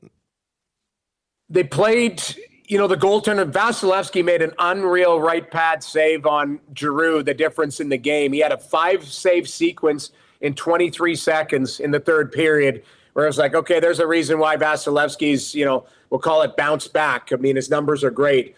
But Ottawa's right there. But these are critical games for them because it's interdivision games. You see how jammed up the East is. But, they'd won 5 in a row heading into last night. But Tampa's a very hungry team right now as well, because they've been on the outside looking in. and their next 4 opponents are against Atlantic Division teams. So, we're here, which is weird, in a back-to-back scenario. I'm in Tampa for a Tuesday game and a Thursday game, and then I fly Friday to Waste Management for a boys trip. So come on, get out of here. Jeez. Yes. Not bad. Yes. Not bad, man. Yeah. Aren't they dialing back Waste Management a bit this year? Like, wasn't it like I hope so. Yeah. I don't want to be the guy that they're showing that's passing out on a green or something like that, or streaking.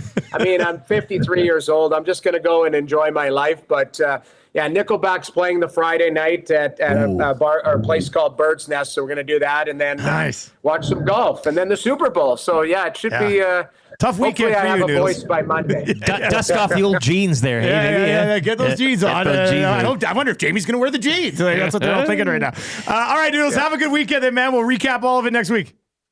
Sounds good. Thanks for having me, guys. How about this guy? Hey, Jamie McLennan. He's a man about town. God, you got to love that. Yeah. You got to love that. All right, 780-218-9999, 780-218-9999, and we'll get to a few more of your text messages. Let's dive into there's some coming in after the conversation.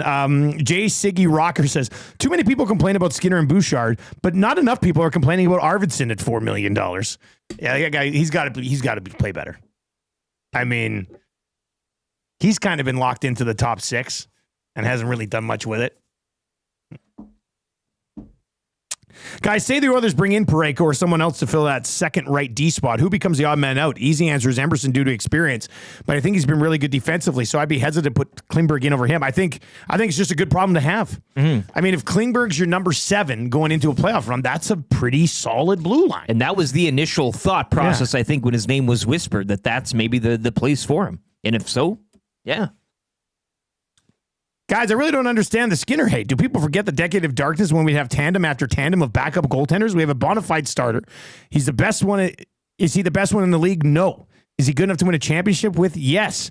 Find something else to obsess over, Oilers fans, because on this one, you're wrong. That's in from Steb today. All right, 780-218-9999. Hammer the thumbs up for us. We are cruising. There's an outside chance we change 300 before 7:30. So if you're saving that thumbs up for some ridiculous food thing from me, not going to happen. Also, Deaky Sparks is claiming that my whole palate thing's a bit. It's all a ruse. Food, what, Tastegate, is he saying? He's calling it Tastegate. This is not, you've known me for 15 years. This is not a bit. Yeah. I hate trying new things. But what a long play would be from you. What a long play. Like, I'm here for it. Somebody finds me one day having sushi and this hole in the wall. And escargot in an alley downtown. My bit's over. The bit's ruined. Not the case. Don't look at me. Hit it, Trev. Changing 200. All right, let's change 300. Keep that thumbs up going. We've got lots more to come. Mike Tanier from the Super Bowl in less than 10 minutes. Macramalla's on the way as well. We got to get to free advice for Damon Bunting.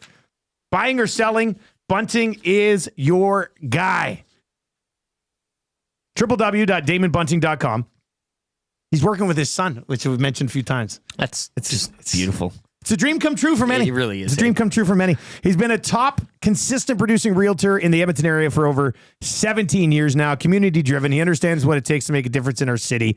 Big in the basketball community. Check him out, DamonBunting.com, or on the Instagram of Damon Bunting Real Estate, where he'll post a house one day and it's sold the next. All right. What do you need help with? 780-218-9999, 780-218-9999. Let's get to this one. Came in via DM on Twitter last night. My boss at work asked me to create a square board for Super Bowl this week. I've never done a square board. I've never played a square board. I have no idea what it's about. Do you have any advice for me? Well, those can go a variety of ways, can they not? I mean, Jason Milne is a big square guy. Milne's a huge square board guy. But you buy the squares. Monday and Thursday Night Football, Central Casino Sports Bar and Lounge, we just, you walk up for free, write your free name. Square board, yeah. And it's just as closest to. But you're going to have to buy squares at Super Bowl, I would think. There's going to be so many people there. If you go free square board, it's going to lead to fist fights. It'll be chaos. Fisticuffs. Yeah. So that's what I'm saying. It's they can take a different approach. Well, what's the advice here? Have you run a successful square board? I don't think I've technically ran a square board in the past. Where you're the treasurer and everything. No, I take part in square boards. Okay. Yeah. But I've never run one myself. But basically, you fill it up and then you randomly put the numbers on the side, and that's it. I mean, there's really not much to it. Now, the work responsibility of a square board, probably a test. Like, can you handle organizing people? Can you handle money and things like that? That's so the make thing. sure you nail this. Yeah. But Tax receipts. yeah. Oh, boy. That's when it gets really carried away.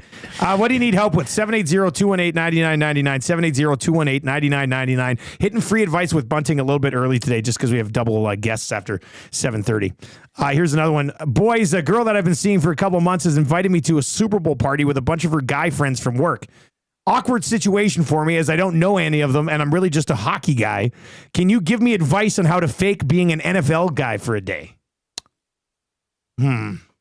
Well, you got to wear. You got to have the old story. Where I'm a fan of X team because my dad, or something like that, right? Like there's always a bit of a story there. You got to have that prepared and ready to go in case somebody asks. Do you think he could get away by faking it by just being like, "Oh man, first team ever to three-peat if they get it done," like, and just come in as like if you're throwing those out? If you're coming into this situation, would you be a Chiefs hardo or a Chiefs hater to try to fit in with a group of guys who work with the girl you've been seeing for a little while? Trev, any advice on this? You might find yourself in dating situations like this at some point. Yeah. What would you do? So I think first off, you got to go in there.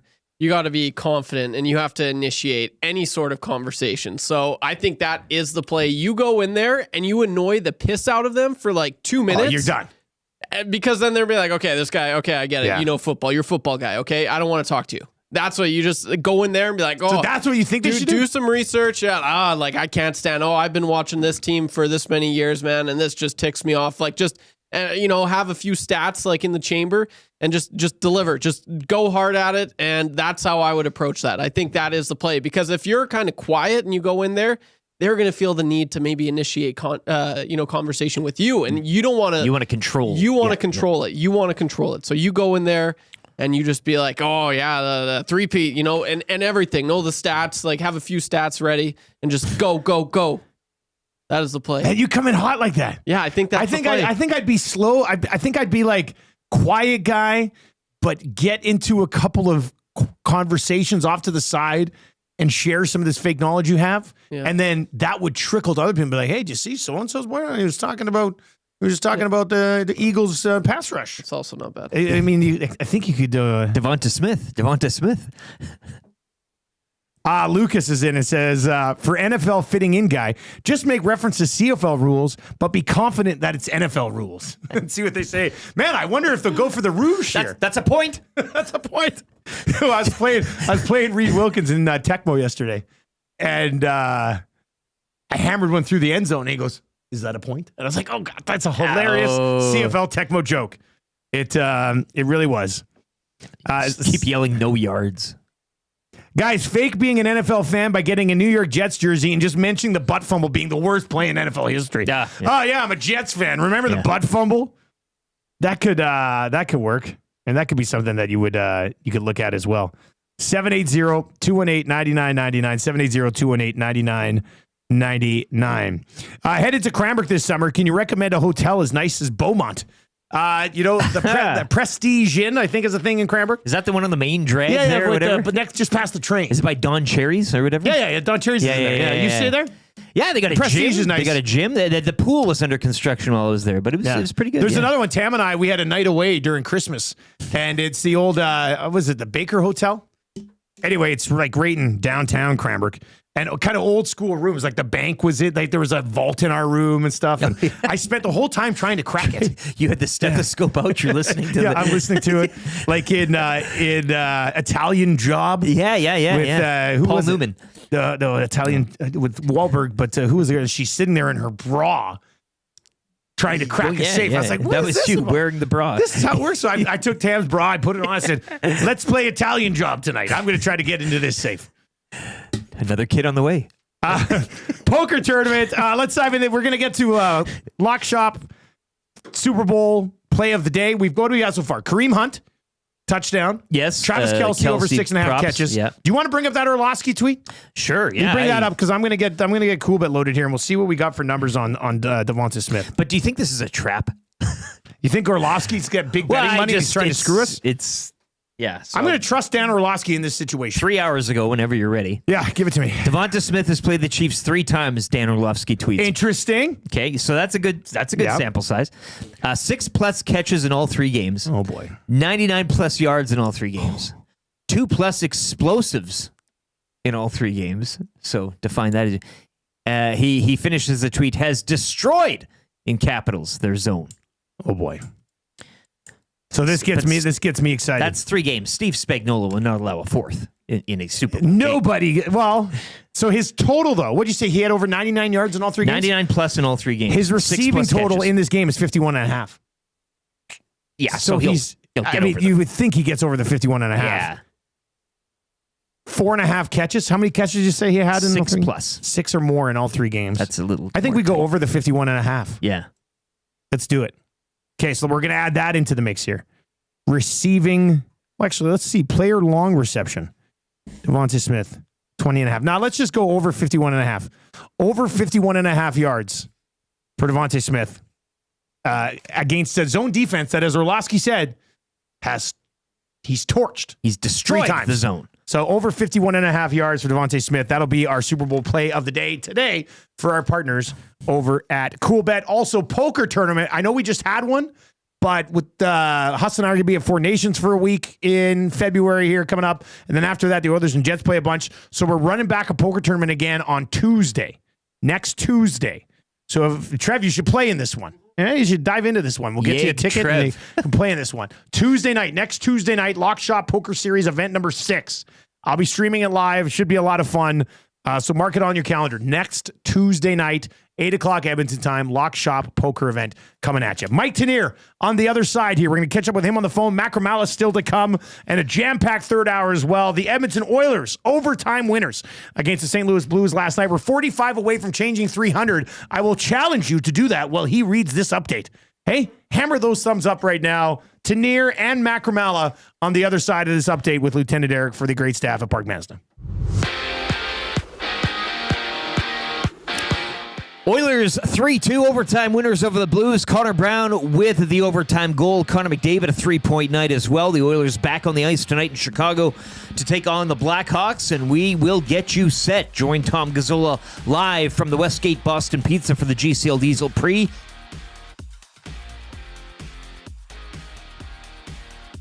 and post-game shows here on EST. Coverage beginning at 6:30.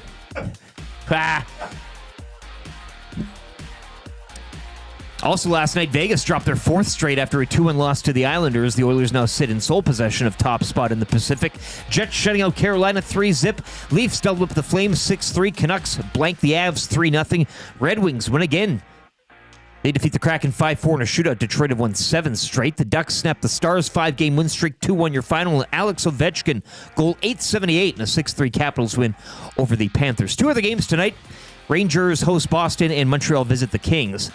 News of the CFL this morning. 3 Down Nation's Justin Dunk reporting that the salary cap for the 25 season has jumped over $400,000 due to increased league revenue. It's a 9.7% increase, going from $5.65 million to $6.062. I thought the league was dying. I think that's 3 1/3 Eugene Lewis's or something like that. I saw. Now you know the why rough Ed math. Hervey could sign so many people. Exactly, yeah. Good news for the CFL there. Also yesterday, the tampering window continuing. Grey Cup champion Argonauts agreeing to terms with quarterback Nick Arbuckle, while a few receivers on the move as well. Kenny Lawler landing in Hamilton on a 2-year deal. The Bombers bringing in former Alouette Reggie White Jr. and Dominic Rhymes reuniting with Vernon Adams Jr. in Calgary. The Raptors, their late rally was snubbed out by the Knicks, 121-115 last night. Raptors are back on the court tonight when they host the Grizzlies in one of 11 games. And TGL Golf last night, it was LA picking up its 2nd win of the season, topping Boston 6-2. The schedule picks back up again Monday, February 17th, when LA host Atlanta. Sports Update brought to you by the great staff at Park Mazda and dealer principal Mitch Lewicki, where he always destroys the zone. Hi there. If you're like me, you like to picture yourself in luxury, even though there's absolutely no way you could afford it. And if you can, well, even better. Thankfully, I picture myself in something that is luxury, but still absolutely affordable, like the all-new Mazda CX-90 from Park Mazda. With the new luxury features like facial recognition settings and quilted detail Napa leather seating, I can pretend to be comfortable with all of my proper settings activated without even touching a button, thanks to Mitch Lewicki and the great staff at Park Mazda. I like to picture Mitch Lewicki as newborn 8-pound, 6-ounce Mitch Lewicki. You can picture grown-up Mitch, or teenage Mitch, or bearded Mitch, or whoever you want. Park Mazda, your dealer for life in Sherwood Park off Y Road, parkmazda.ca.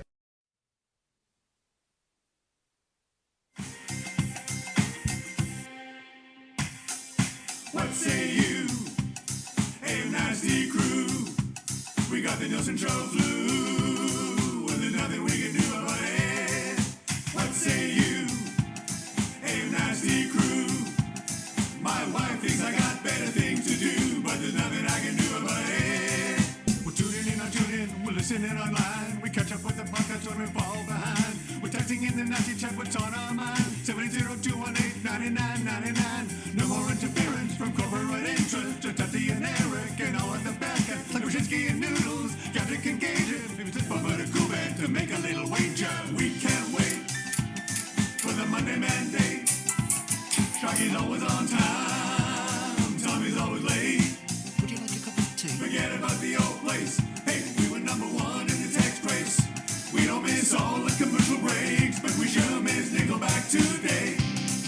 We wanna hear some hot takes and we wanna hear Renee. Why not hold the neck up when I wanna kiss away? Beat left the tire fire and remember that name. We love every goal song, but what about the games? Macramalla, Rapaport, Drager and Tanier. It ain't Christmas season, but they sound like reindeer. Button and my cousin and the tales of the North. I'll put him given person. Does he go for? 7:38 on the Nielson Show. Eric Macramalla coming up in less than 10 minutes. Keep those Macramalla intros flying in. Could be your key to win text of the day today for A and a W.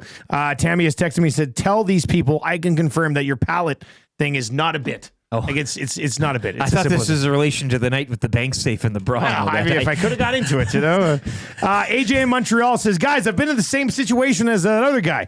You have to memorize the craziest name on each roster and pronounce it impeccably. And you must know one statistically embarrassing fact about a player, and the other dudes will just simply leave you alone at that point. Our next guest might have some good advice on that particular scenario maybe. as well. Do we have Mike Tanier, 2 Deep Zone, covering the Super Bowl? He joins us live over the phone today. Mike, happy Wednesday of Super Bowl week. How are you doing, sir? I'm doing great. Please do not ask me to pronounce any difficult to pronounce names this morning. No. The bit here is we were doing our free advice segment in the last segment, and somebody said they're dating a girl. He's going to a Super Bowl party with a bunch of her buddies that she works with, and he doesn't really know anything about the NFL, so he was asking us for advice on how he could fake being an NFL fan to try to impress everybody. Do you have any advice for that guy? Just keep shouting, run the ball, run the ball. No matter what happens. Run the ball. Like, just run the ball. Like, why are they running the ball? Can you believe these guys aren't running the ball? That's a funny advice, actually. I like that. Okay, speaking of running the ball, do you expect the Eagles to be able to run the ball against the Kansas City Chiefs defense? And if they can't, do you have faith in Jalen Hurts to pass his way to a Super Bowl championship? Well, that is a 2-part question. And first of all, yes, I believe the Eagles should be able to run the ball against the Chiefs. The Chiefs' run defense is kind of average at best from an NFL standpoint. They try to defend the run by mounting a big lead and taking the run out of the equation. That's how they normally did it in the past. If the Chiefs can stop Saquon Barkley, that really does change things for the Eagles.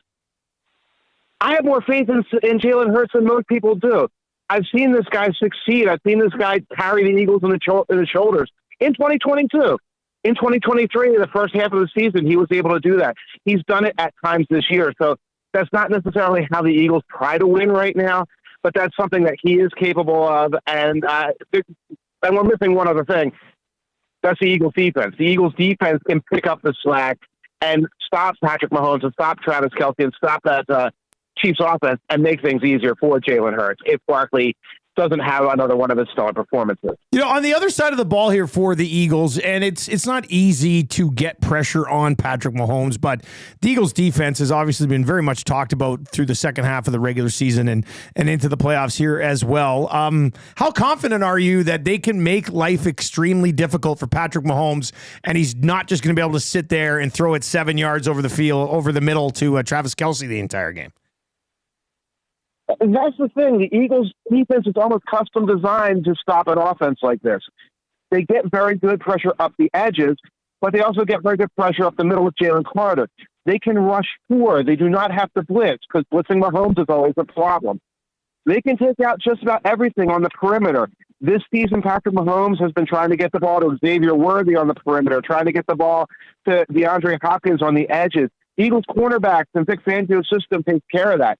They can kind of take away everything but Kelce over the middle. So I'll tell you what, if the Eagles are going to rely on Barkley, and he does well, that should be sufficient. If the whole plan for the Chiefs is that Mahomes is going to hit short passes over the middle to Kelce, that might not be sufficient against this team. This isn't the Houston Texans. This isn't a couple of years ago. That isn't enough for the Chiefs. They got to get other things working. The Eagles are designed to stop that. Mike, we know the brilliance of the Chiefs and their offensive play calling, obviously, and Reed and another Reed Bowl, but Kellen Moore seems to be a topic of conversation down there, specifically in that locale of New Orleans. What can you talk early on? I know it's midweek here of Super Bowl week, but a bit of a dress rehearsal, I guess, maybe perhaps for him, or what's the buzz surrounding the Eagles OC? Every sign points to the New Orleans Saints hiring Kellen Moore. There's been no talk to any of the other people who are candidates. There's been no talk about Mike Patka or anybody else that kind of fell by the wayside. And I don't think it's a situation win, lose, or draw. I think Kellen Moore will be the head coach of the Saints next year. I think he's ready. He's had a lot of opportunities with the Cowboys, with the Chargers, now the Eagles, to show what kind of offensive coordinator he can do. Good luck, Kellen, because I look at the Saints, I look at their roster, and I look at their salary cap situation, and I'm like, good heavens, what are you going to do? You don't have a quarterback, you don't have any money, you don't have anything. But you know what? It's one of 32 jobs in the NFL. Moore's probably going to take it, and it's his duty to make the most of it. Give us so we know Mahomes, Kelce, Saquon, Jalen Hurts, A.J. Brown. I mean, outside of the usual suspects, which player do you think could end up stealing the show here at the Super Bowl in New Orleans? I'll give you one for the Eagles. It would be Nolan Smith, one of the edge rushers. The Eagles have a rotation of edge rushers. Smith is one of those guys who came on in the second half of the year. He's going against those sometimes overmatched offensive tackles for the Chiefs. He can make a big play on that side of the ball. On the Chiefs, there's a lot of guys. I'm going to stick on defense, but if you look at Drew Tranquil, the linebacker, if you look at Mike Dana, one of the defensive ends, if they're going to stop Saquon, they're going to need big plays from guys like this. They're going to need to make tackles. They're going to need to get their run fits. They might need to get a sack or two out of those guys. So these are the players who can make a difference for the Chiefs. Do the thing that we talked about at the beginning of this conversation, which is stop Saquon, force it to be a Jalen Hurts game, and take the Eagles away from what they do best. Is there any way this game ends up going like the Super Bowl from a couple of years ago? What was it, 38-35? Do you see a world where that scoreline exists? I don't think so, because these defenses are too good. But if it happens that way, it's going to be because it was a quiet game until the fourth quarter, and then all heck breaks loose in the fourth quarter. I could see something like where it's 17-14 in the fourth, and then they start trading haymakers late in the game. Otherwise, I'm thinking of going under in this game. Mike, before I let you go, last one. Obviously, there's a three-peat on the line here for the Kansas City Chiefs. If they are able to complete this and make it 3 consecutive Super Bowl victories, does Kelce propose? I'll finish the question. Does he get engaged to Taylor Swift on the field? And does this group of the Kansas City Chiefs with Kelce, Mahomes, and Andy Reid go into the record books as the best dynasty in the history of the game? I don't know if you can take a three-peat and then stack it up to 20 years of dominance on a team like the New England Patriots and say, this one's clearly better than that one. I think that's a matter of taste.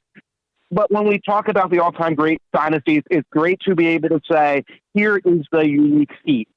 With Tom Brady and the Patriots, it's like this many Super Bowls over 20 years. If you can say three-peat and you put a period next to it and say that's what this is, that's what this team accomplished, then they're there forever. They're there with the Lombardi Packers. They're there with the Patriots, etc. And I think that in alone is something special and a unique achievement for these Chiefs. Mike, enjoy the game, man. We love catching up with you all season. And you know what? We'll probably do a little bit of a recap at some point next week, all right? You got it. Take care and enjoy the rest of your week. Enjoy Super Bowl week from Mike Tanier. 2 Deep Zone is where you can find him. And, great catching up with him. We got him over the phone today. He's busy this morning, obviously, covering, the Super Bowl, which I would like to do one day. I mean, that would be fun. Radio Row and all that. Oh, man, Radio Row. We were down there to get a taste. We left Super Bowl week in Vegas on the Wednesday. Yeah. Once things started to turn. We checked out that the fan zone thing, right, though. But it started to turn, right? Yeah. We left as I did think the first part of Super Bowl week in Vegas was quiet. It was. And then we were left on midweek, and that's when it started. We saw the influx of folks coming in. So I'd like to get it starts today. EST to a Super Bowl one time, like down the road in the future if things are going really well. Yeah, Zach sitting at Radio Row. Take the whole crew. Yeah. Like, that would be amazing. Zach on Radio Row.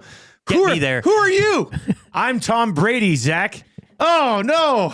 Have you not heard of Zach to the Future every Friday on EST Afternoon? Smash hit segment. Yeah, it's a great segment.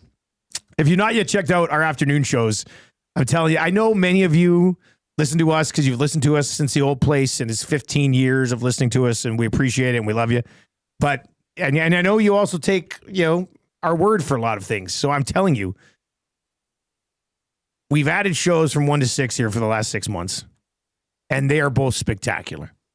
Gager and Hernan on EST Afternoons, and I'm not just saying it because they're our guys. Like, I have legitimately become like a radio fan of both of those shows. Gager and Hernan are terrific together, and Reed Wilkins and the Glue Guy have clicked, and it's terrific. Like, if you listen to our podcast or you watch our show and then you kind of tune away and you don't come back throughout the day, I'm telling you, you're doing yourself a disservice if you're not checking out what we're bringing you from 1 to 6 every single day.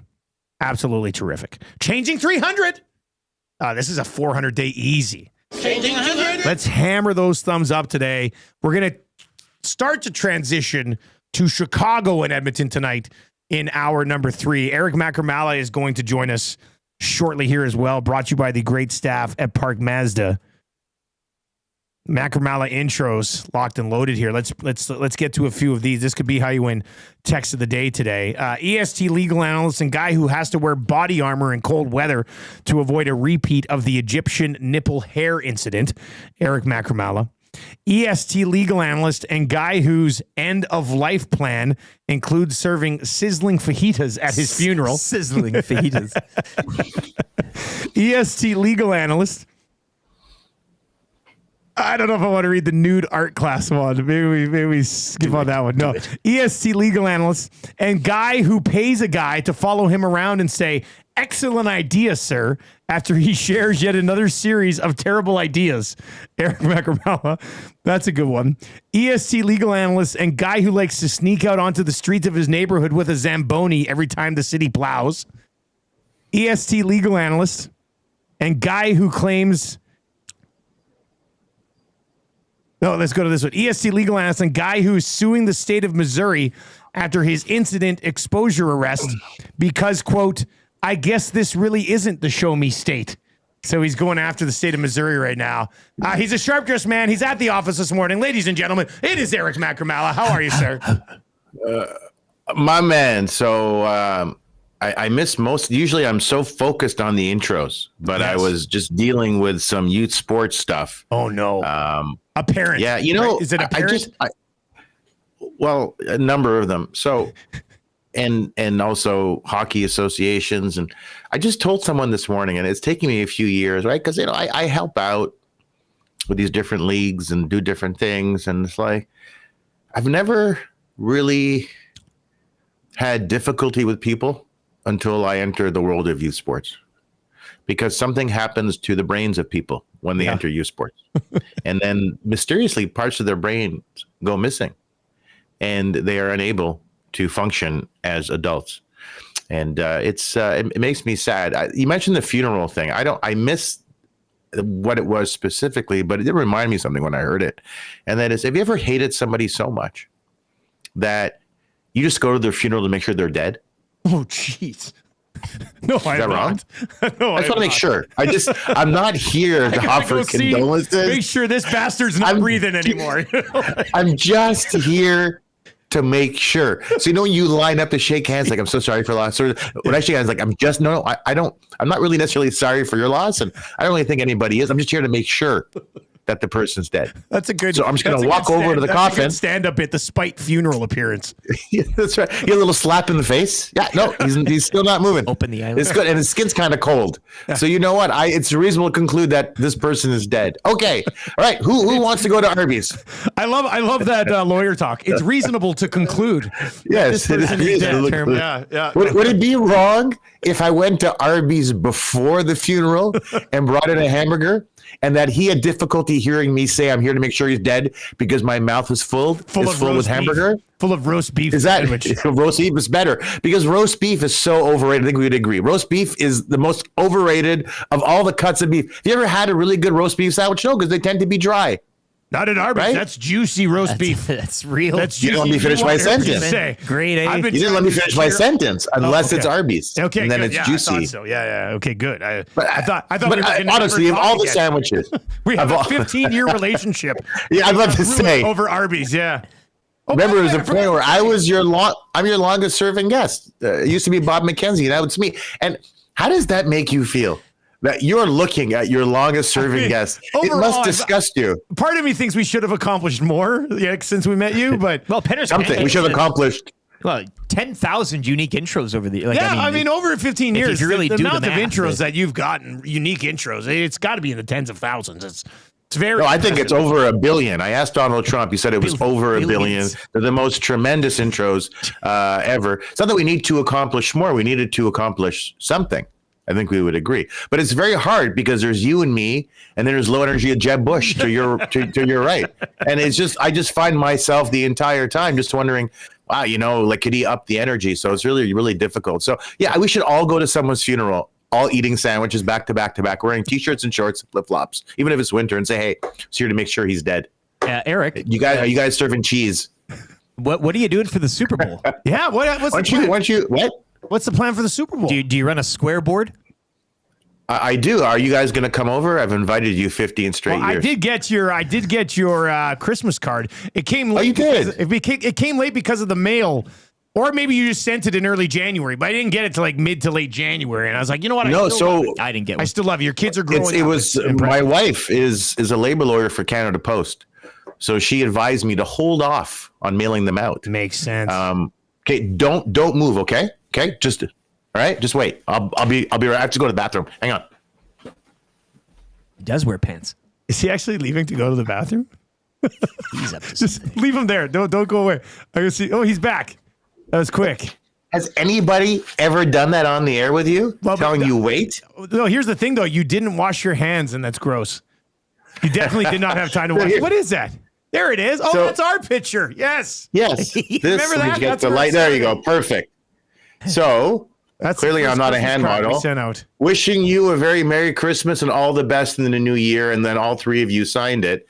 This has been inside my closet door here in my office this is probably 13 or 14 years old. You didn't date it, but it's around that time. So that's pretty. It's 2013. It's November 19th, 2013. It's a great relationship. That's something, right? Yeah. It's the longest relationship that I have.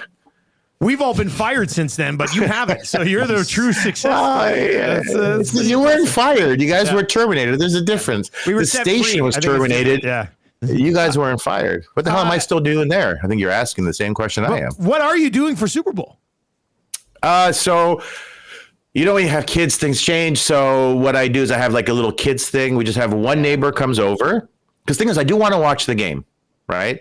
So my policy for Habs games is alone or with one or two buddies that don't talk or talk at the right times. Football, my neighbor's going to come by with his kids. The kids are amazing friends. He's a football savant, knows his football like the back of his pigskin. So they're going to come over, watch the game. Got ribs. Got the best called Smoke Shack.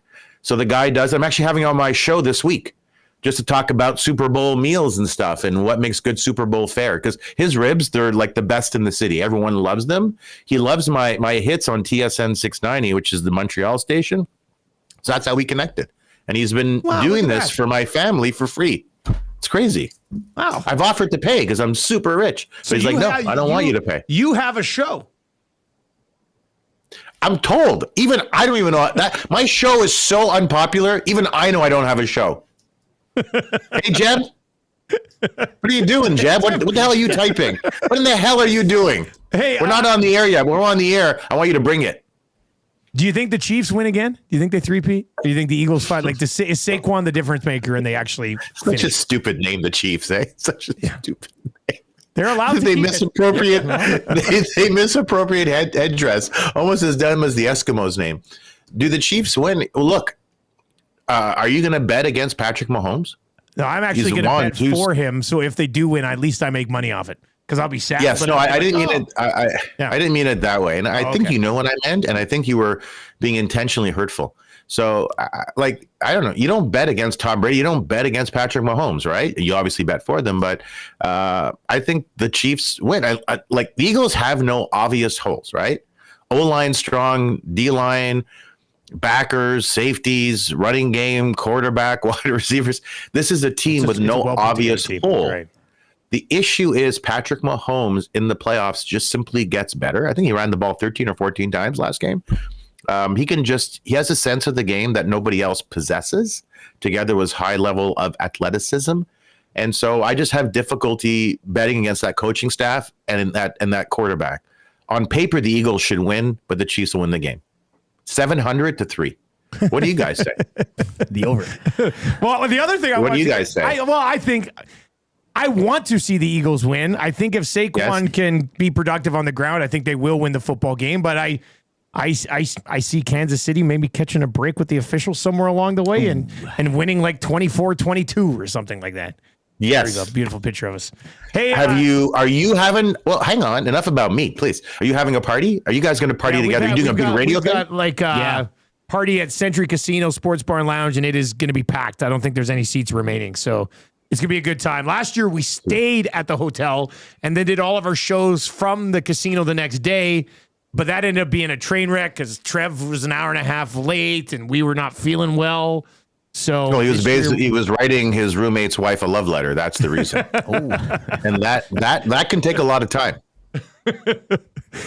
Hey, what rhymes with Pookie? Yes, go ahead. What did you think of the blockbuster coming out of nowhere in the NBA with the Mavs moving on from Luka, sending him to the Lakers of all teams, and taking Anthony Davis back the other way? Like, just only in the NBA do we see something like that. Only in the NBA, but that's the biggest trade in the past 50. I mean, I think of Will Chamberlain. That was a big trade, Kareem Abdul-Jabbar, but he forced his way out of Milwaukee. This might be the biggest trade in NBA history insofar as not really being provoked by anything material or substantial. The trade to me is a great example of a team in the Dallas Mavericks undervaluing what they are familiar with and overvaluing what they're not familiar with. Anthony Davis has never shown anybody that he can be a number one. Kyrie Irving has never shown anybody he can be a number one. They're now paired together. That's going to be really entertaining. I get that he's a center, but he wants to play forward anyway, right? And then with Luka, he's 25 years old. He has been one of the most productive NBA players in history at the age of 25, and you trade him away. I get there are issues with conditioning. Hey, there were issues with conditioning with Anthony Davis before he was traded to the Lakers, right? But LeBron said, well, that's just not going to work. But Luka is an impactful player that sets the Lakers up for the next 10 years. I'm mystified by this trade. It will go down as one of the stupidest trades in NBA history. What do you guys think? And enough about me, please. I've been listening to a ton of different podcasts reacting to this deal, and nobody yet has been able to make sense of it from a Mavericks perspective for me. Like, outside of, Luka's a little heavy. I'm like, yeah, Ozempic. But the guy averaged 33 well done, Jeb. last year. Like, took him to a final last year. Like, yes, the thing is, they went to the final last year. They went to the final. He was 24. It's and now in sports more than ever, you value players in their prime between the ages of 22 and 27 or 28. You keep those players, particularly if they have taken you to the championship.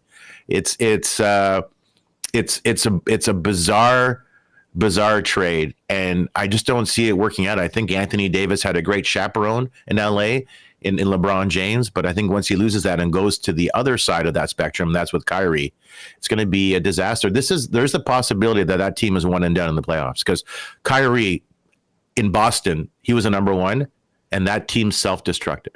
I don't see it. As always, buddy, great segment. We love you. Enjoy the Super Bowl. And hang in there with all this sport parent stuff, eh? Like, hang in there. Yeah. It'll be fine. I'm doing the best I can. I'm doing the best I can. I want to say I love you guys more than this holiday card from November 19th, 2013. Look at how I hung on to it. Look how nostalgic I am. 12 years. That's really very emotional. This is very emotional. Dustin, Jeb, this is the only good relationship that I have. I love you guys more than Dr. Phil. Take care. There you go. That's Eric Macramalla. He was on fire today. He was on fire today. Getting up and running to the bathroom. It is pretty special that he held on to that card for 12 years. It is. And not only held on in a shoebox, but it's prominently displayed in his closet. Yeah, I mean, we'll take it.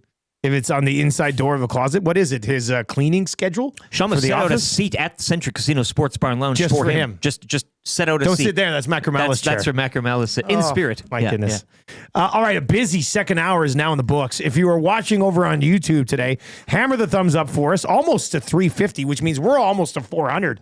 Could we have a 500-like show without me eating something ridiculous? No taste gate. Yeah, interesting. People are very excited after an overtime win. We got some goal songs coming up on the other side here at 8 o'clock. Also, in hour number 3, kind of easy trivia.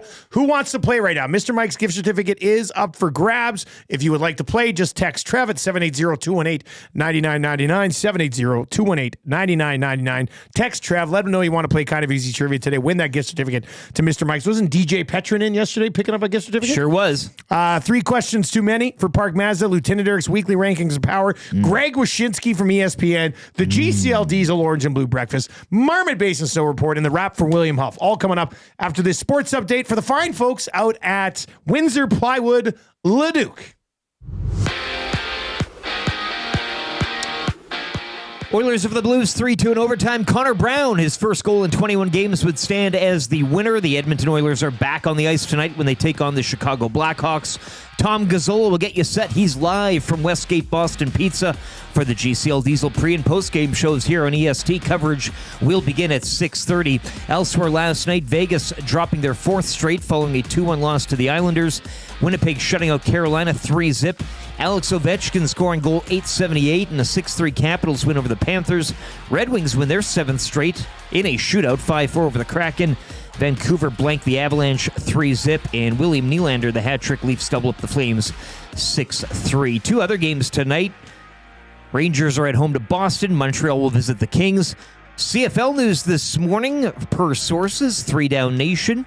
CFL's salary cap for the upcoming season jumping over $400,000 due to increased league revenues. The cap jumping by $412,000 to $6.062 million. That's a 9.7% increase. Free agency tampering window continuing yesterday as well. Nick Arbuckle agreeing to terms with the Grey Cup champion Argonauts. Kenny Lawler, he lands in Hamilton on a 2-year deal. Dominic Rhymes reuniting with Vernon Adams Jr. in Calgary. And the Bombers adding receiver Reggie White Jr. as well.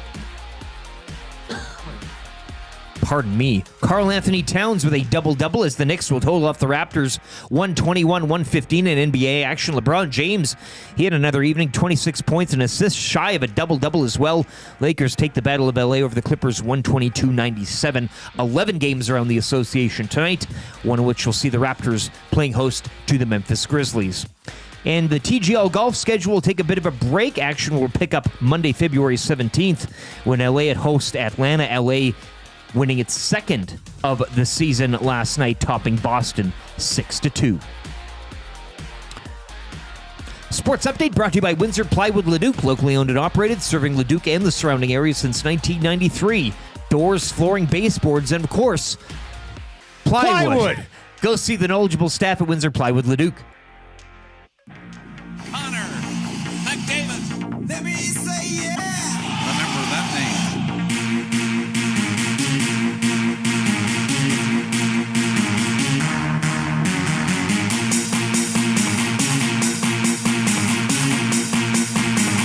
Let me say yeah.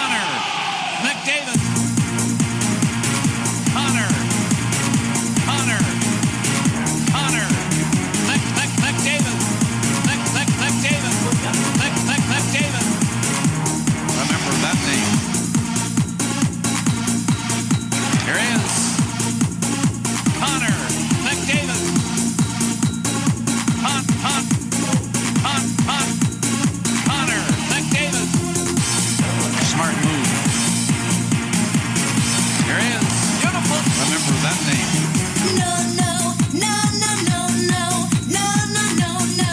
Connor has no limit. No, no, no, no, no, no, no, no, no, no. Connor has no limit. Connor McDavid. Remember that name. No, no limits when it comes to this guy. He's simply too fast. Think he can just fly. No, no limits, so why do you try? He'll score on his own, or he'll give it to dry.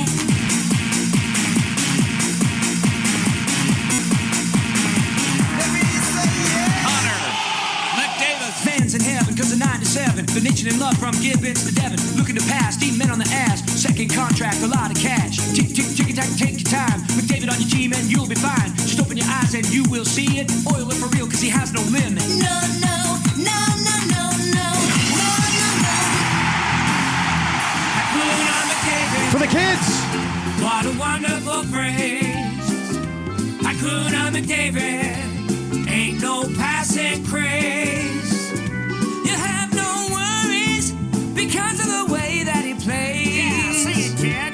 He's the next Gretzky from the draft lottery.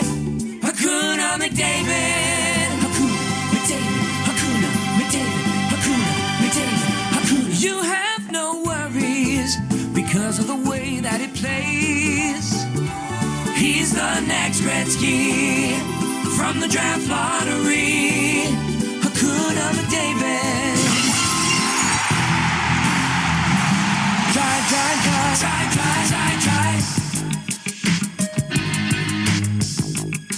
Try, try, try, try.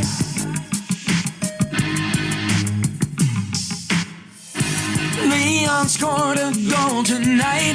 Watching him play is quite a sight. You know this song is tight. Oilers fans, come on. You've loved him endlessly since he was drafted number 3. He's a center with a size that was born in Cologne. Try to stop him, you can't do much more. That ain't no lie. You just wanna see him shoot and score. It was try, try, try, try, try. Gonna make a fool out of you.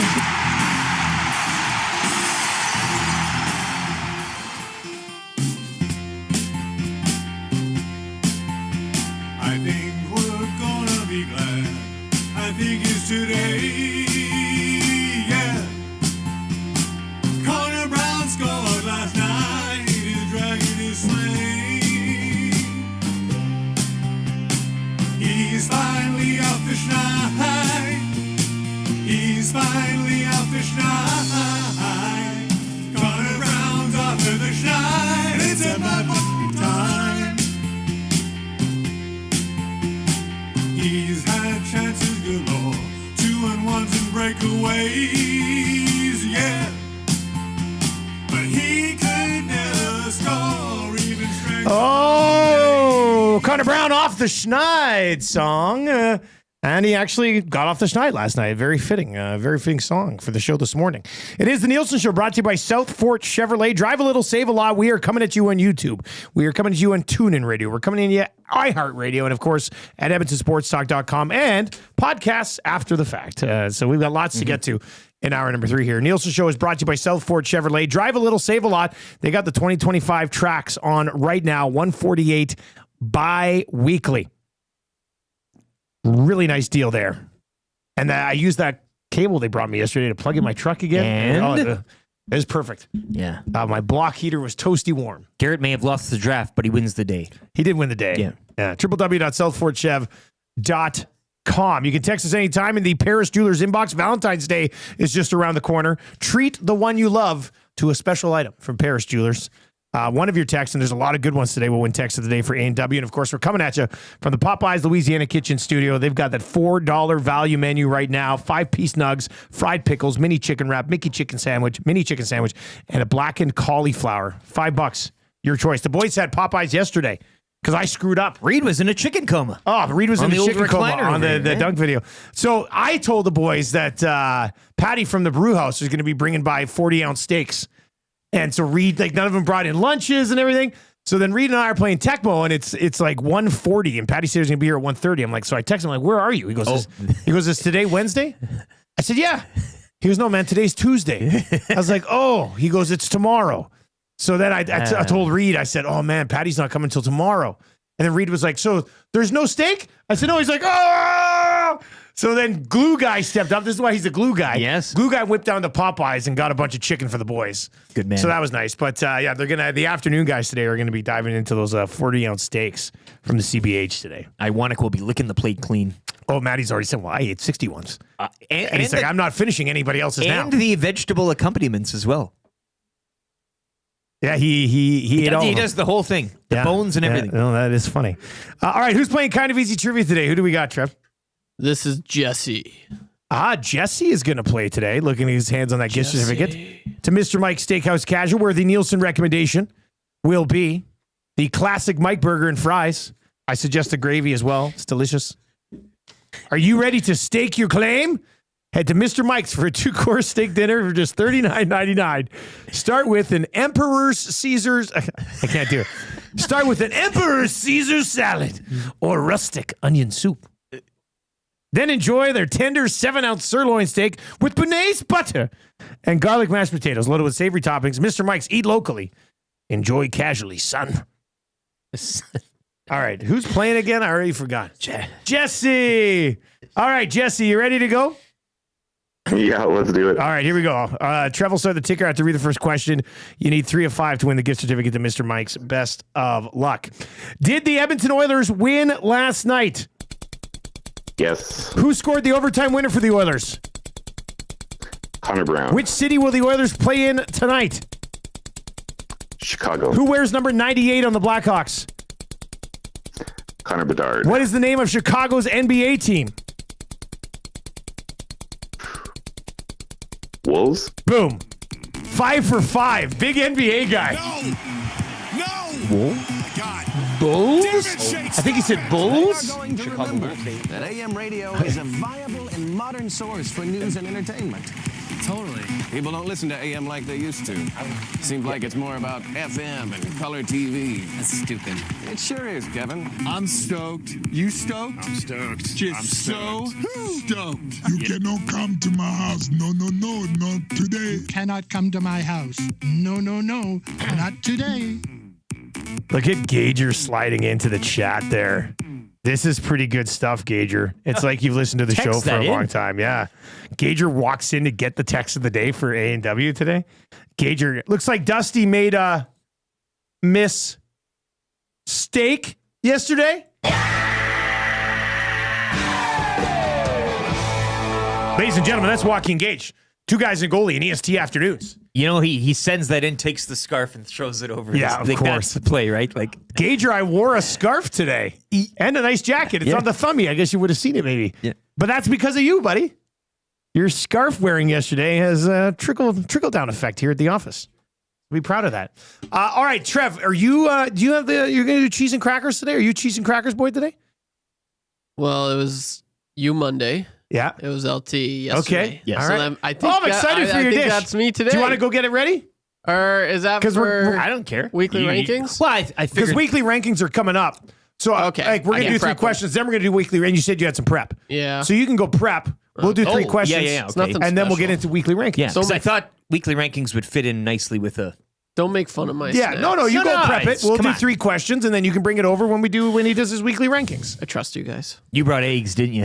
It can't be worse than mine. I had a Ritz cracker as the cracker. We're not. Yeah. It's not rocket science. I hope it's a vegetable thin. Those aren't bad. I love vegetable thins. Sure. Yeah. I do.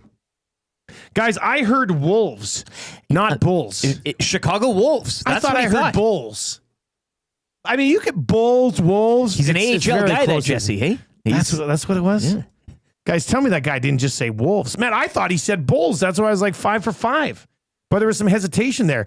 My original question was going to be, which NBA star quit on the team when he knew Phil Jackson wouldn't be back because he knows he couldn't win without him? But I didn't want to give him time. I mean, not today, right? That's say not today. Somebody just said Kuzma got traded to the Bucks. Carl Kuzma. Oh, there he is. Kuzma traded to the Bucks. Chris Middleton AJ Johnson and a pick swap. God, I love pick swaps. For Kuzma, Patrick Baldwin Jr., and second-round draft pick compensation. All right, so Kuzma joining Dame Dalla and Giannis in Milwaukee.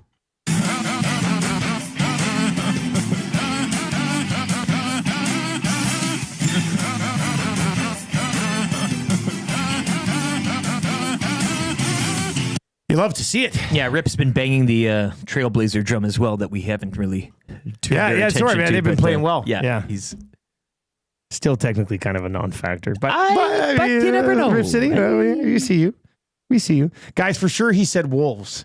I mean, I guess everybody else heard Wolves. I heard Bulls. It didn't matter. He was 4 for 5. He was 4 for 4 before that. But, potato. But can you imagine if it would have come down to that? The controversy we would have had. Could have been an Esty. Tommy would have been accidentally posting about it on his Instagram.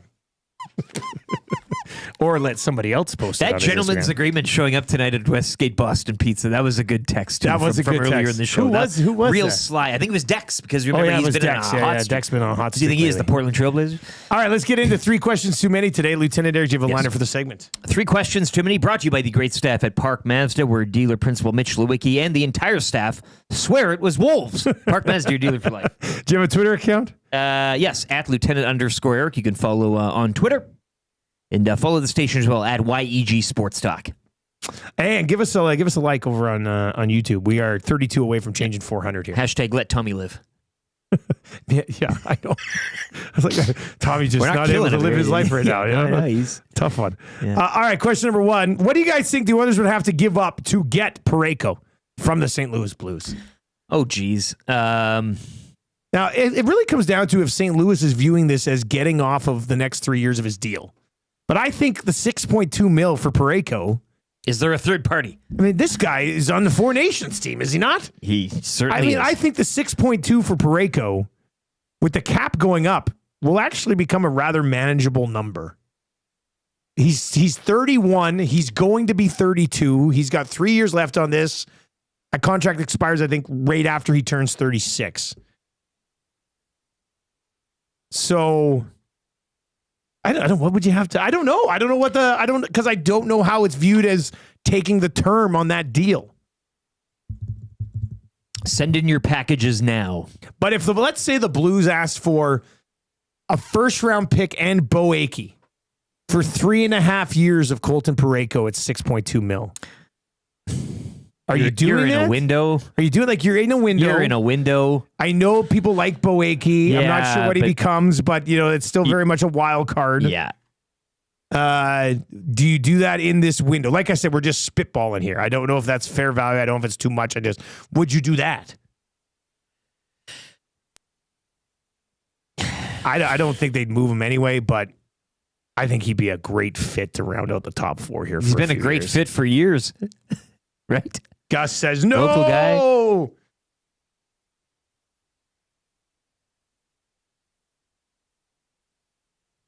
Pender's Pancake says Bo Akey a first and some roster players say Arvidsson, and then the Blues eat $1.25 million. Ethan says can give up Arvidsson for Parayko since not bringing much to the team and doesn't have trade protection for the money side of things. Figure out the trade compensation otherwise, but that's how the money could possibly work. The doc says Sam Riley in picks. That's another guy that you just drafted.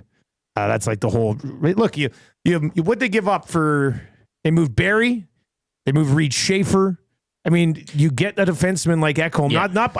I would rather Ekholm than Parayko. I'm not totally comparing the two, but look how well that's worked out. Spency 5 cents says we got to stop trading D prospects. No thanks. You mentioned Schaefer, but Barry not necessarily a prospect at that time of his career. But I say go win a cup now and next year and the following year. Deal with the and I think that's the live. And then you're running Klingberg as your 7th, or you're mixing him in with Emberson. I don't know, man. I like that blue line.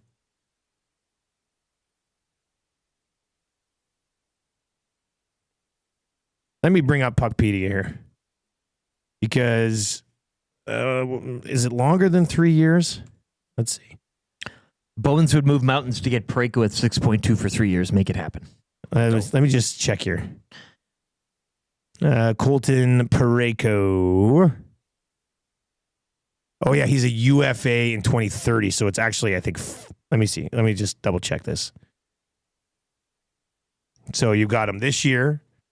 And then Next year, that's 5. It's 5 more years. It's 6.5. Oh. That takes him up to 37. I know. I think you get him. You take a couple of runs at it, then you figure it out. Cap's going up. 6.5 is probably going to be the going rate for a number 4 defenseman in 3 years. We're talking about I got time for it. I'm not like, they have to go get him. But I like him.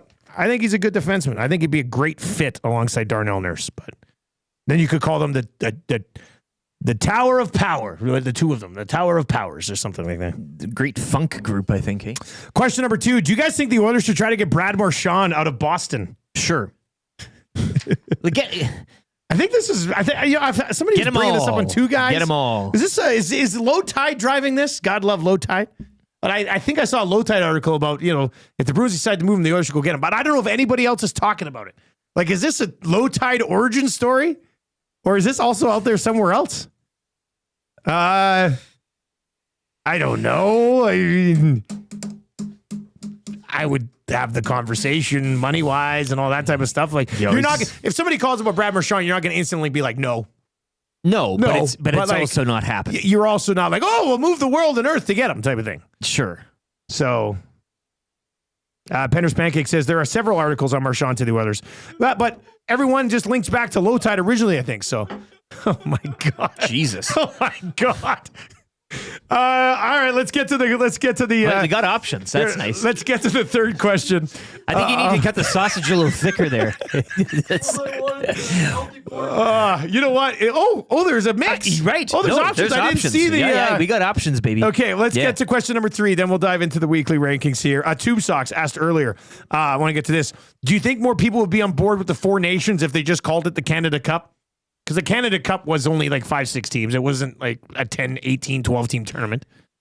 If it was just called the Canada Cup, do you think we would be like, I'm excited anyway, I'm going. I think it's going to be even fun if time. It was just called 4 Nations. I don't need the 4 Nations face off. Yeah, just the 4 Nations tournament. Are they going to have Travolta out there? Are they going to like the 4 Nations off? Adding the face off in there, it's kind of it makes it very commercially. Yeah.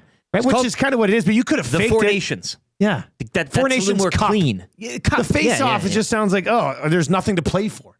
4 Nations Cup. Go get that instead. All right, 780-218-90. Pender's Pancake says Canada Cup had a nice trophy. I think Canada Cup, like if we were doing a draft of trophies, Canada Cup has a first round grade on it. It's not a cup, it's just half a leaf. It's only half one a maple nation, leaf, but still, yeah. All right, we got Lieutenant Eric's weekly rankings of power. Power. Thought it'd tie nicely with today's meat and cheese platter. Trev's meat and cheese. This is the best. Hey, you brought one in. You kicked this off with the jalapeno peppers that one day, and they were delicious. This one, and there's 2 options. Nobody's done 2 options yet, so you're changing the game a bit. This one is like the mini Ritz cheese cracker sandwich. A mini Ritz cheese sandwich, and then just a big ass piece of meat on top. You didn't throw a few peanut butters in there too, did you? I'm going to start with this. Okay, yeah. Let me know how it is. I just made that. Now that sausage, just a garlic sausage, straight on. Now that's shredded cheese. Did you shred that yourself, or is that out of the bag? No, that's out of the bag. Okay. You know what? How is it? The meat's a little thick. Sorry. Very thick. But I love the way the cheese is a non-factor. Yeah, I don't think you taste cheese at all. But I like the way those small little Ritzes just crumble in your mouth. Yeah, I'm going to take this crunch is good. And then the big boy, what's this? It's a regular Ritz? Tell us, Trev, what's this? Yeah, so last night, it wasn't until 9 o'clock, it dawned on me. I'm like, oh, crap.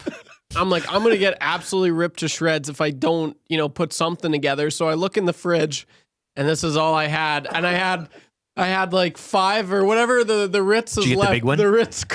Look at that size of that sausage, eh? But I'd rather be like, for the meat, too thick than too thin. Well, sure. I really wanted to spoil you guys, to treat you guys. What flavor is this? The double cheddar variety? So that is habanero. A habanero, a little kick. Yes. I like that.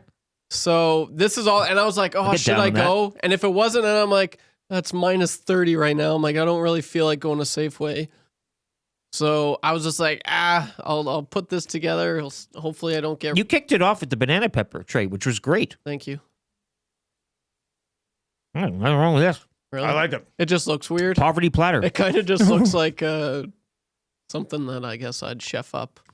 college kids. The sausages are comically large, and I love it. I wanted to do that. That was intentional. Especially on the mini Ritz. What'd you say the sausage or the whatever it is? Habanero. Cheese? Yeah, there's some kick to it. A little spice. Is it too spicy? No, I like it. Shredded Trev, I actually think I habanero. like this the best. Are you like serious? the heat is still getting in the back of my throat a little bit. It lingers. Yeah. Oh, wow. I think now I'm a huge Ritz cracker shredded cheese guy. Me too. So this works. Perfect. This works. Yeah. I like it. You take the cake. Sweet. Thanks, boys. And 2 options. I mean, don't sell yourself short, Trev. I mean, your effort it's kind of sucked, but I think in the end Yeah. you scrambled around and made it work. Cool. That's important in business. Yeah, it is. Yeah. Yeah. Well, that makes me feel better. Thank you. If you're watching over on YouTube today, hammer the thumbs up for us. We are very close to changing 400, 18 away, and who knows if people like the Edmonton Oilers being a really good team, maybe we hit 500 today. If we hit 500, I'll eat this entire tray. That's like hot. the Cookie Monster. That's very hot. No, these are good. All right, what are we doing for the weekly rankings, buddy? Yes, weekly rankings of power for today. And brought to you today by the Central Casino Sports Bar and Lounge, unofficially, because we will be ranking the Super Bowl deals going down this Sunday, Super Bowl 59, LIX, Eagles Chiefs, with EST in the house at Central Casino Sports Bar and Lounge. That is Fort Road, the Strip in Edmonton, if you know, you know. So yeah, we got lots of deals, and I just wanted to give them their due, but also rank them in terms of power, in which deal is the best, and which deal... You're an expert. In my humble opinion. Yeah, but you're there all the time. I mean, if anybody knows this, it's you. The machines are great. The tables are great. The rooms are great. We're not staying again this year. We're just going to come back and do the show Monday. Come here. Yeah. It's I think all as is, yeah. But I think I'm going to stay here. You're going to stay here, yeah. Well, Iwanix's office. What are we going to leave? Casino at what, midnight, 1? We're going to go I'm going to go all the way home and then come back over here. We got couches here. We got chairs. We got Maddie's chair or his couch, the desk. There's lots of places we could stay in that hotel by Mr. Mike's there on the... I guess you could do that too. Meet halfway.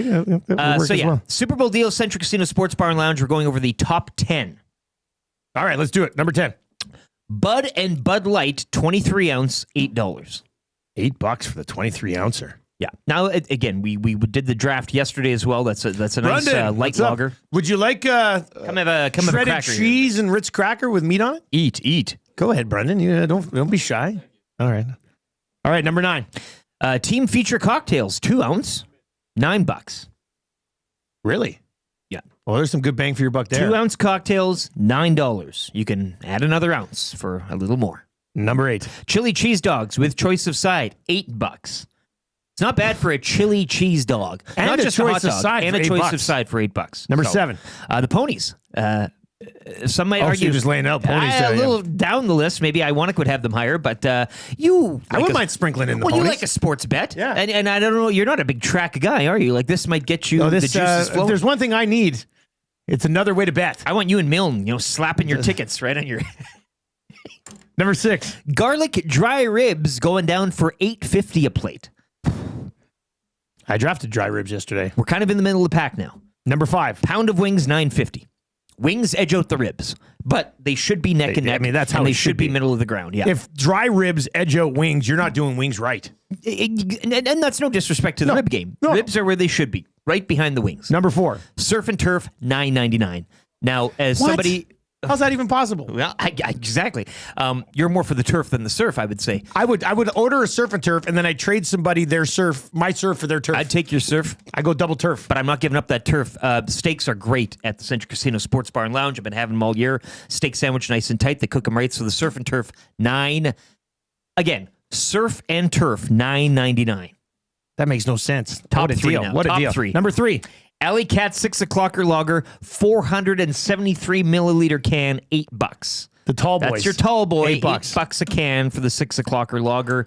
I know Renee's stocked up.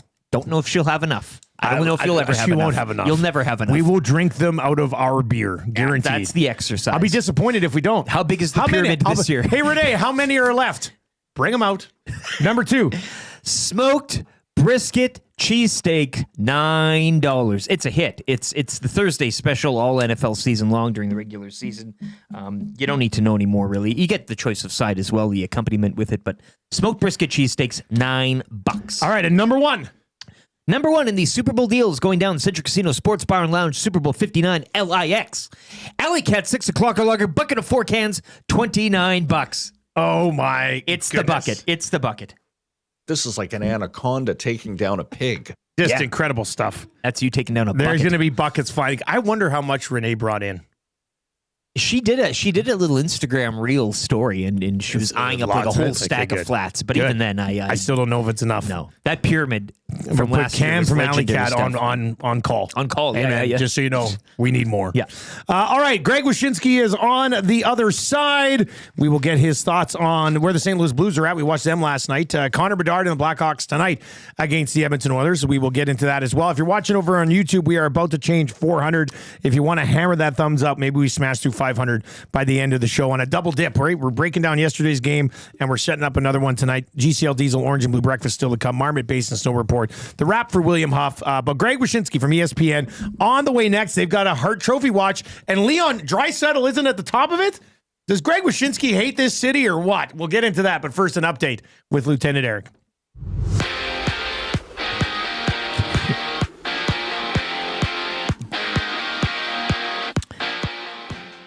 The Edmonton Oilers back on the ice tonight, take on the Chicago Blackhawks following last night's 3-2 overtime victory in St. Louis. Connor Brown with the winner, his first goal in 21 games. Connor McDavid had a 3-point night as well. You can get set for tonight's game. You can join Tom Gazzola. He'll be live at Westgate Boston Pizza for the GCL Diesel pre- and post-game shows here on EST, with coverage starting at 6:30. 2 other games tonight. The Kings are at home to the Habs, while the Bruins visit the Rangers. The Oilers head into tonight in sole possession of first place in the Pacific, following Vegas' loss last night to the Islanders 2-1, as the Golden Knights have dropped 4 straight. A trade to announce out of the NBA. The Milwaukee Bucks are shipping Chris Middleton, A.J. Johnson, and a pick swap to the Wizards for Kyle Kuzma, Patrick Baldwin Jr., and a second-round draft compensation. According to various sources this morning, 11 games around the association tonight, one of which will see the Raptors host the Grizzlies. The CFL salary cap for the upcoming season has jumped over $400,000. This due to increased league revenues. It has jumped by $412,000 exactly to $6.062 million. That's a 9.7% increase. And TGL Golf picking up again last night. It was LA with a 6-2 victory over Boston. The schedule will resume Monday, February 17, when LA hosts Atlanta. Sit and Sleep is currently offering a winter clearance event from massive discounts on major sleep brands to unbeatable deals on Canadian-made custom furniture. Our winter clearance event is your chance to transform your home at a fraction of the cost. Plus, enjoy perks like free local white glove delivery and special financing offers that make it even easier to bring home the best. Visit us today in South Common next to Planet Fitness.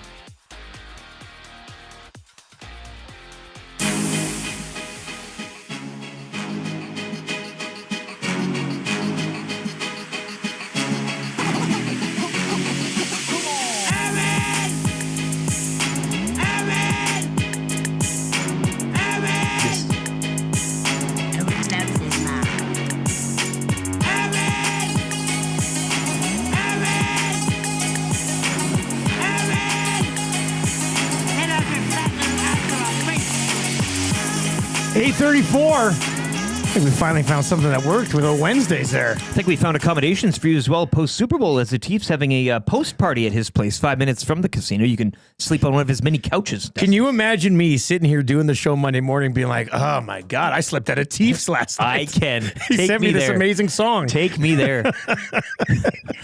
All right. Wakey, wakey, Dusty. Wake up. You got to get to work. GCL Diesel Orange and Blue Breakfast coming up as well as we get you set for the Oilers and the Hawks. Marmot Basin Snow Report is on the way, plus the wrap for William Huff. Greg Wyshynski joins us today on the show from ESPN. Lots to discuss around the world of hockey as always. But hey, how about the Royal Rumble? Hey, a little surprise. Was it not surprising? I was told it was surprising. First of all, I can't believe that song didn't use the greatest Anne Ramsey sounder from Throw Mama from the Train, which was her going, "You clumsy poop." You nincompoop. Here we go. Here we go. Got them all. I got it. I'll give it to you. You clumsy poop. Yeah. We got all of them. That might have been like one of the first 3 impressions I ever did as a kid was Ann Ramsey in Throw Mama from the Train. I also played Mama Fratelli, of course, in the Goonies. We had an awards show here, the Estes. And my dad, because he thinks he does a great Ann Ramsey impression, he's like, do you think it would be a funny bit if I dressed up as Ann Ramsey and came out and did a bit? And I was like, no, that's okay. Like, we want there to be a second award show, so let's not jump the shark on year 1. Also, the show clearly catering to Gen Z by having him dress up as someone who died in the 1990s, I believe. That's a good point.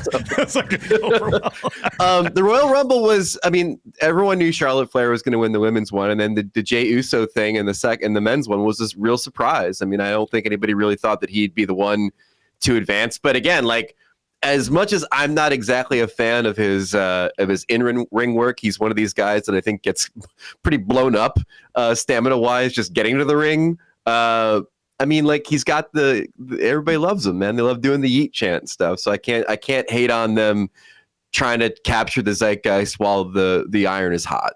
Greg, does Ryan Hartman qualify for next year's Royal Rumble?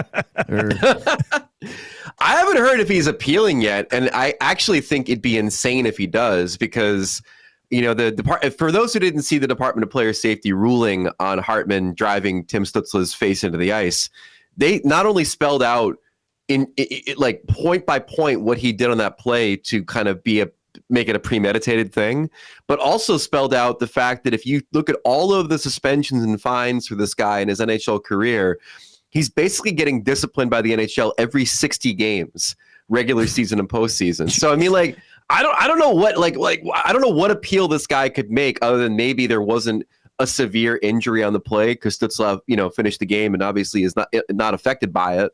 But 10 games was probably around where it should be for a dude who's a repeat offender and was clearly just trying to do something to injure an Ottawa player in that game. You know, it's bad when even Wild fans are like replying to social media and be like, yeah, I mean, like they're like, they can't defend them. They're just like, no, we get it. And again, my favorite thing about player safety hearings is there does have to be some defense mounted by the NHLPA and the player. And I don't know if you heard this, but the defense that Ryan Hartman mounted after placing his forearm on the back of Stutzla's neck and driving him into the ice with all of his weight was, I was losing my balance and using him to regain it. Oh my God. Yeah, I don't see the appeal working. You know, like, even if he was to do it, I just don't see. I just don't see it working. Like, I know the NHLPA has to represent everybody involved in this situation, but even they must have been like, I don't know, dude, that sounds a little stupid. Greg, I know first of all, the Oilers get the Blues last night.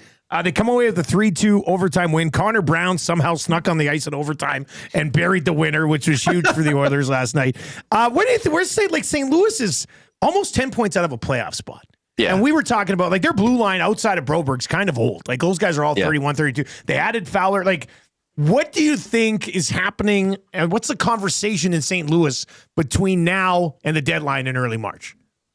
Well, first of all, you're right. I mean, they're cooked, basically. They have, like, a last check on Stathletes, they have a 14% chance of making the playoffs. It's worse than Utah, you know, if you're looking at other possible contenders in the West for that last wild card spot. So you correctly identified the biggest area of need on this team, I think, which is to kind of revamp the blue line. Problem being, if you look up and down that lineup, there's a lot of guys with trade protection. And I think that's been one of the issues that they've had in trying to reshape the roster from what I think still remains a mad scramble to compensate for letting Alex Pietrangelo leave. I think a lot of the things that happened on that blue line were a response to that.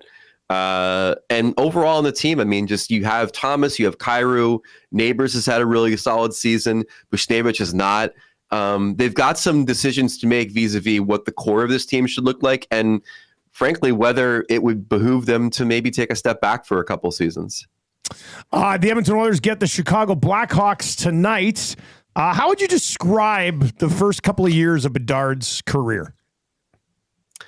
Great rookie season, horrible first half of a second season, and a very good second half of a second season. If you look at his numbers, ever since the coaching change where Luke Richardson was turfed, he's played really well. Like he's found his offensive game again. He's flying around the ice. He's scoring big goals. And I think you could say the same thing for other guys in that roster too. Tyler Bertuzzi was being treated as a bust early in the season. He's up to 17 goals now in the season. So, for Bedard, it's hard to separate Bedard's performance from the performance of his team. And I think the biggest thing for me insofar as defining his NHL career, it's been frustration. It's been these times where he's talked to the media about wanting the team to be better than it is, not wanting to be a basement dweller.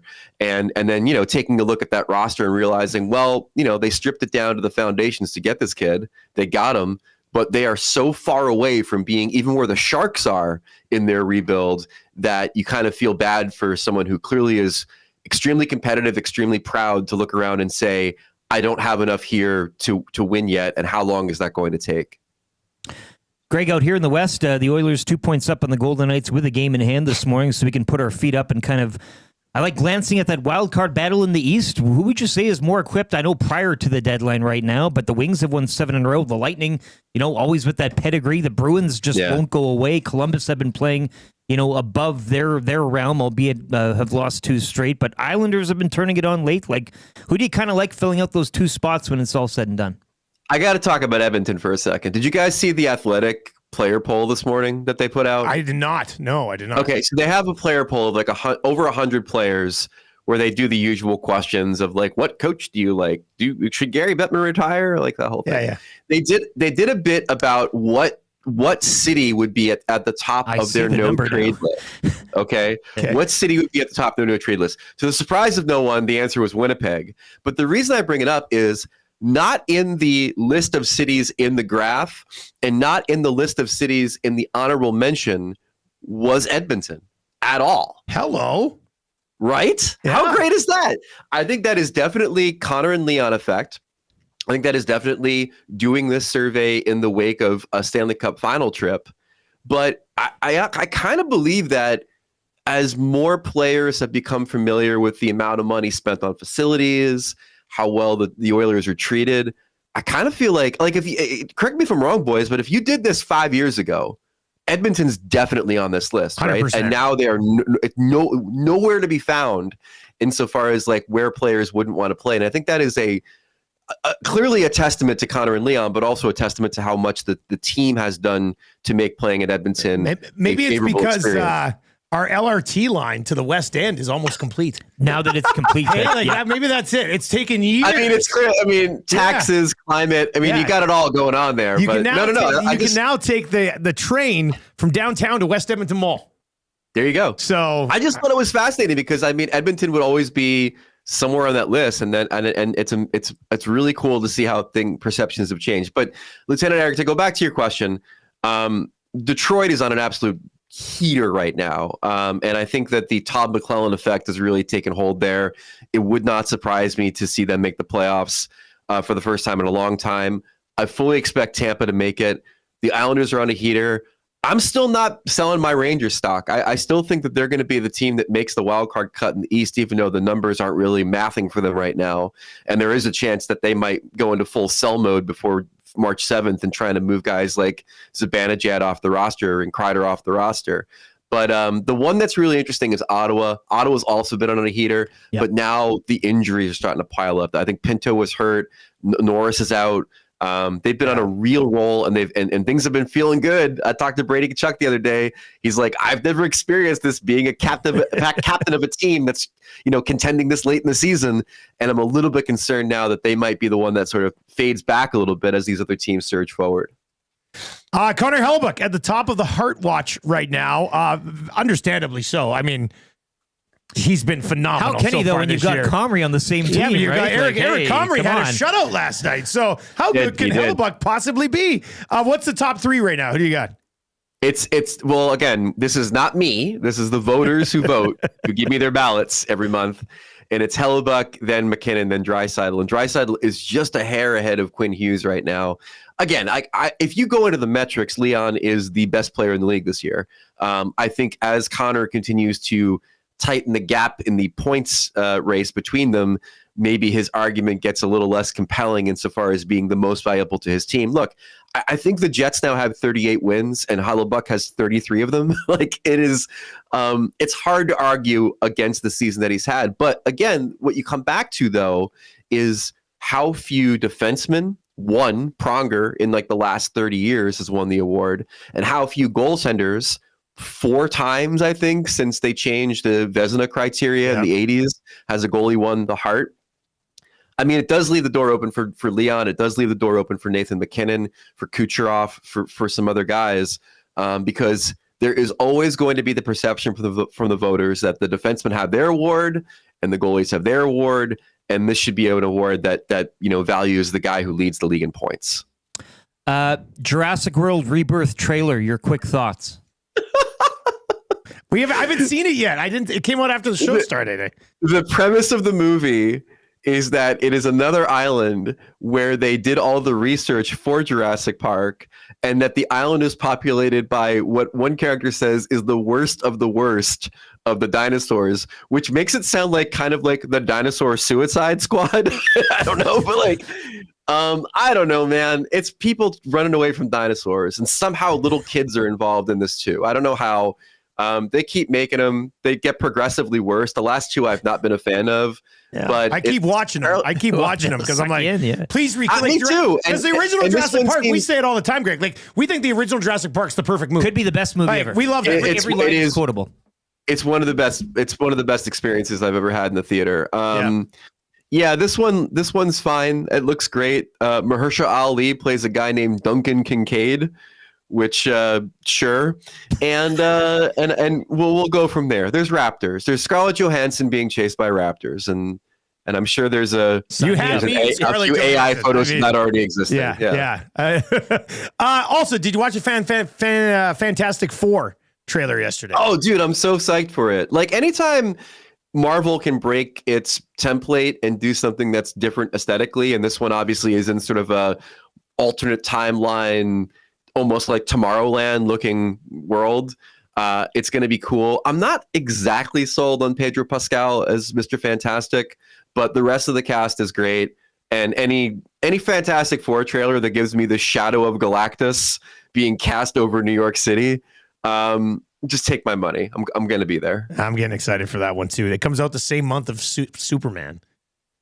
In July. I'm stoked for that too, man. It's going to be a great month, man. We're eating good this year as far as superhero movies. And I don't believe in superhero fatigue.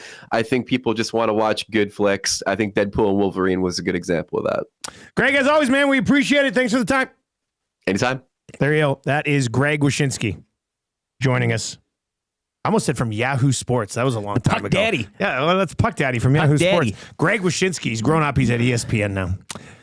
We're going to get into your GCL Diesel Orange and Blue breakfast as the Edmonton Oilers right back in action tonight, trying to ride this momentum after that overtime win last night.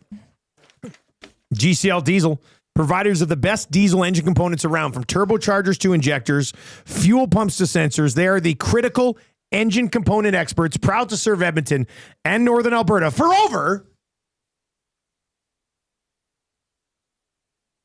50 years.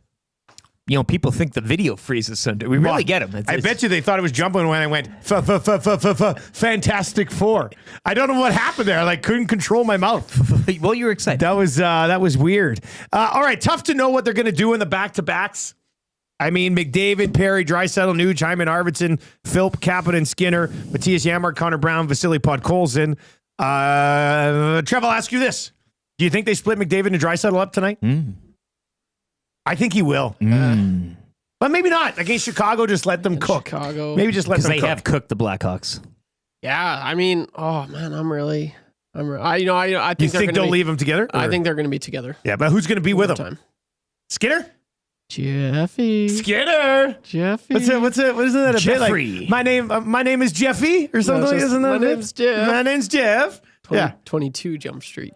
Is that where that is? Yeah. Channing Tatum. That's a great quote. My name's Jeff. Yeah. My name's Jeff. I should mix that in. That could be part of a Skinner bit. As for the Chicago Blackhawks, here where the Hawks are rolling as of late. Bedard with Donato and Landon Slaggert Dickinson with Mikheyev and Teravainen. Frank Nazar with Bertuzzi and Foligno.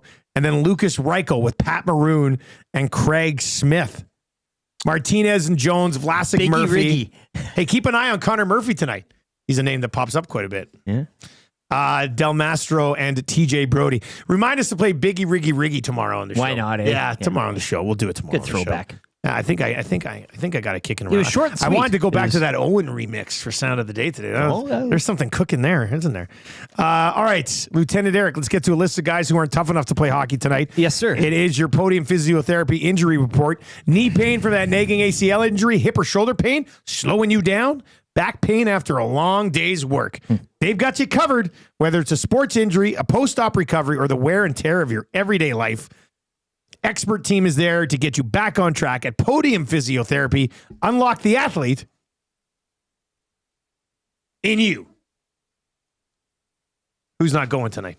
Well, Evander Kane, Adam Henrique as well. That flu bug's still going around, or cold bug, or whatever it is. There's some guys who are under the weather. Keep an eye on him, and perhaps maybe somebody else. Who knows? But that's pretty much it for the Oilers. For the host Blackhawks tonight, Craig Smith, Laurent Brossoit, and Louis Crevier on the IR. Metier. What's your key to a victory tonight, buddy? Calvin Pickard. These are interesting numbers. I know we all talk about this tandem, and Pickard been playing out of his mind this season. He's allowed 8 goals in 2 starts against the Blackhawks. He's 1-1 with a 4.09 goals against average and 810 save percentage against Chicago. So I know these are like throwing to the Wolves games and put in the backup for the lowly Blackhawks, but he's been iffy. When you talk about Pickard in his play, that's not something that's reflective of it. So a big night for Pickard, and we talked about the big dogs. McDavid and Draisaitl offensively have chewed on the Blackhawks like a chew toy over the past while. So big dogs tonight, maybe the nuclear option, maybe the intercontinental ballistic missile option with Jeff Skinner on that line as well. But Pickard will be interesting to see how he performs as the Blackhawks kind of get the best of him. I've been thinking about this long and hard, but I think tonight's going to be the night. Bouchard power play goal tonight. Aha! Hey, why not? Going on a bit of a limb here. Onion on my belt. Get out the big band, yeah. All right, Bouchard power play goal tonight. That's going to be my game day prediction. Reed Wilkin has sent me that no trade list thing from The Athletic. I got to sign up for one of those accounts now because they're like 99 cents. If you have a no trade list, what's the first team on it? Winnipeg Jets. This will be good in the lock shop today with Huss. Winnipeg Jets are 48.7%. They jumped. They were 44 last year. It's getting worse, and they're amazing. They're even getting disrespected in the Stanley Cup odds too, because they have the 10th best odds to win it all. Buffalo Sabres at 20%, Sharks at 8.54. Then you get the Flames, the Sens, the Ducks, the Rangers, and then there's also receiving 1.22% of the vote each. Hawks, Canadians, Islanders, Flyers, Blues, Leafs, Utah, Vancouver, and Vegas. So how many teams are listed here? 1, 2, 3, 4, 5, 6, 7, 8, 9, 10, 11, 12, 13, 14, 15, 16. There's 16 teams on this list. And the Edmonton Oilers aren't anywhere on there as far as being at the top of a no-trade list. So go get Trouba, you cowards. So that's what I learned about that. That's kind of nice for the city. Horrible for Winnipeg, though. The LRT line is... You know what, Winnipeg, the Jets just need to start sending out packages about the Elephant and Castle chicken tendies. And people are going to be like, you know what, I will go to Winnipeg. And I want to stay in that hotel because that's where visiting teams stay. They're just obviously not hitting up the ENC. Huss can't win them all, hey? I guess you cannot. The one that got away. All right, let's get into your Marmot Basin snow report. I have tracked this down. I emailed about it. Well, I didn't see it. If you missed yesterday's report, they were completely closed yesterday. I mean, that's completely closed yesterday. Completely closed yesterday. Completely closed yesterday. But back open today. So stoked. Like, winter's here. I'm stoked. You stoked? Stoked. Just I'm stoked. Yes. I mean, it came down last night, what, a good 5 inches? Last night, I think so. Something like that, and a couple feet the day before. And you got a 5-foot base with 5 inches of freshie on top. 70 away from changing 500. Just saying. And no olives in play. No, this is a tremendous show. Marmot is open today. but there are likely to be some lift delays this morning as the teams start to fire everything back up. The unthaw. After the cold snap. They should have got one of those cables from South Fork, plugged it all in. Sure. No new snow overnight. The snow base and season totals remain the same as yesterday. It's got to be like you're an outdoor business, but it gets so cold you can't even operate. But they're back. Some delays up in the mountain today. SkiMarmot.com for all of the updates.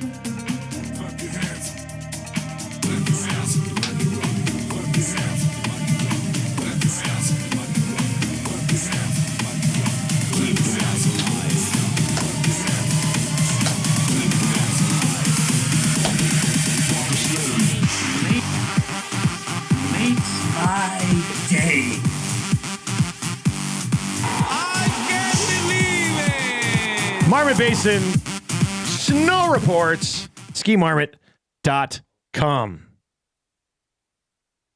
All right, let's get into the wrap for William Huff. If you want your place to look as good as ours, there's one place to do it, and it's www.williamhuff.com. They make Rogers look good. They even somehow make McMahon look good, and that's tough right now down in Calgary with that stadium. Well, guess who's getting a Grey Cup? I mean, that's directly involved with William Huff. There's got to be something. Yeah, they're making I'm it look pretty good. sure Bruce was the final part of the pitch. It's easy math. Yeah. All right, what we learned on the show today, boys? Well, a few things broke during the show. The CFL is not dead yet. A significant salary cap increase. Due to increased league revenue, the salary cap going up 9.7%. You love to see it. The fume is just great. I mean, so we'll just leave it at that. Also, a trade in the NBA during the show. Kyle, don't call me Carl Kuzma, is on the move till Milwaukee from Washington. So a little bit of action this morning. Nice to see. And I also learned that Trev had shredded cheese and habanero. You still get the burn. It's number one so far. Well, I'm going to Italian Center Shop today to pick up that mac and cheese stuff. I'm running back another run of meat and cheese tomorrow. After Eric set the bar there with Canadian-made products at Italian Center, I'm coming back tomorrow with more. Oh, I am. I can't wait. Yeah, this is interesting. But this has been good. I like this. Mac and cheese, buffet you said? I don't know. It's a real mystery. Got cooking here? I don't have a cooking. They got a cooking. As they always do at Italian Center. All right, let's get to the sound of the day today. I was kind of experimenting with this, but it seemed like it might be a thing. In the lab. Let's find out here. Let's see if we can cook on this.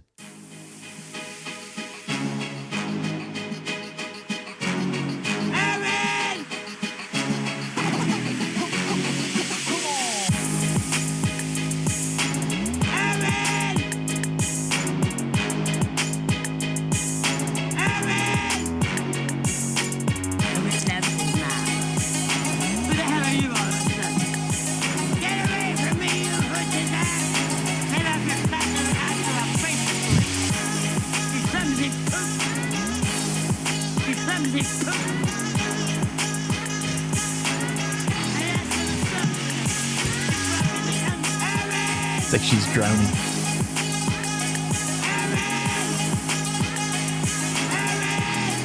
That's fun. It's just sound of the day today. I really liked how Greg Wyshynski didn't think you'd you were waiting for him to say anything and you had it. You have clumsy nincompoop. Oh, really?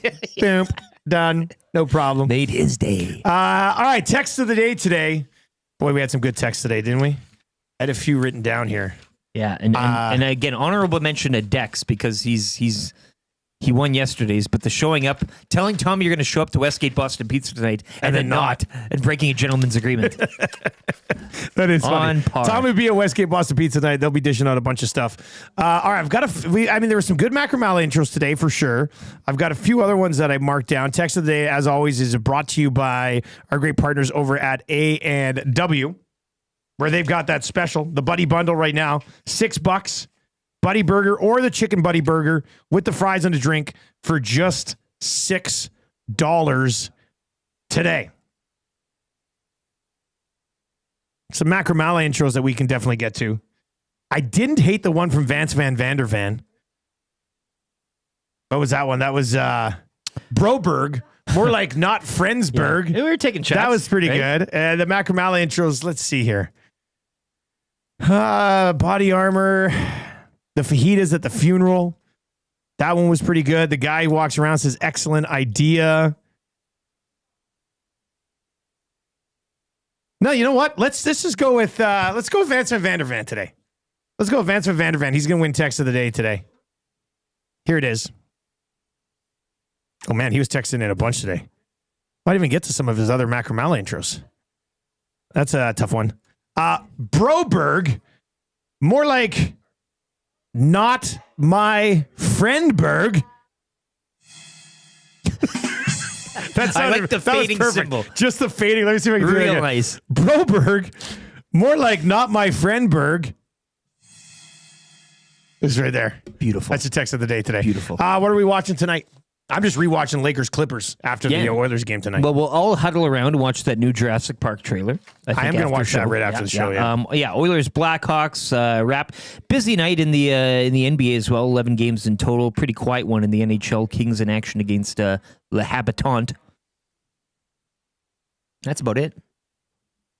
54 away from change at 500. So if you're watching the show later on, smash that for us. If you're watching right now before you leave, turn on autoplay. The hangout is coming up. I see Jasmine and I see Tommy and I see Maddie. So they're going to be locked and loaded here just after 9 o'clock, ready to roll for you. I'll be back to Lock Shop at 11. We'll have Huss's response to Winnipeg. 50% of Taking the players the L. have them at the time. That's a tough Winnipeg. Ugh, that's a tough one for Winnipeg. I like Winnipeg. I don't. All right, for Cracker and extraordinary guy over there, YouTube Trev, and Lieutenant Eric, I'm Dustin Nielsen. Hangout's on the way. Take it easy.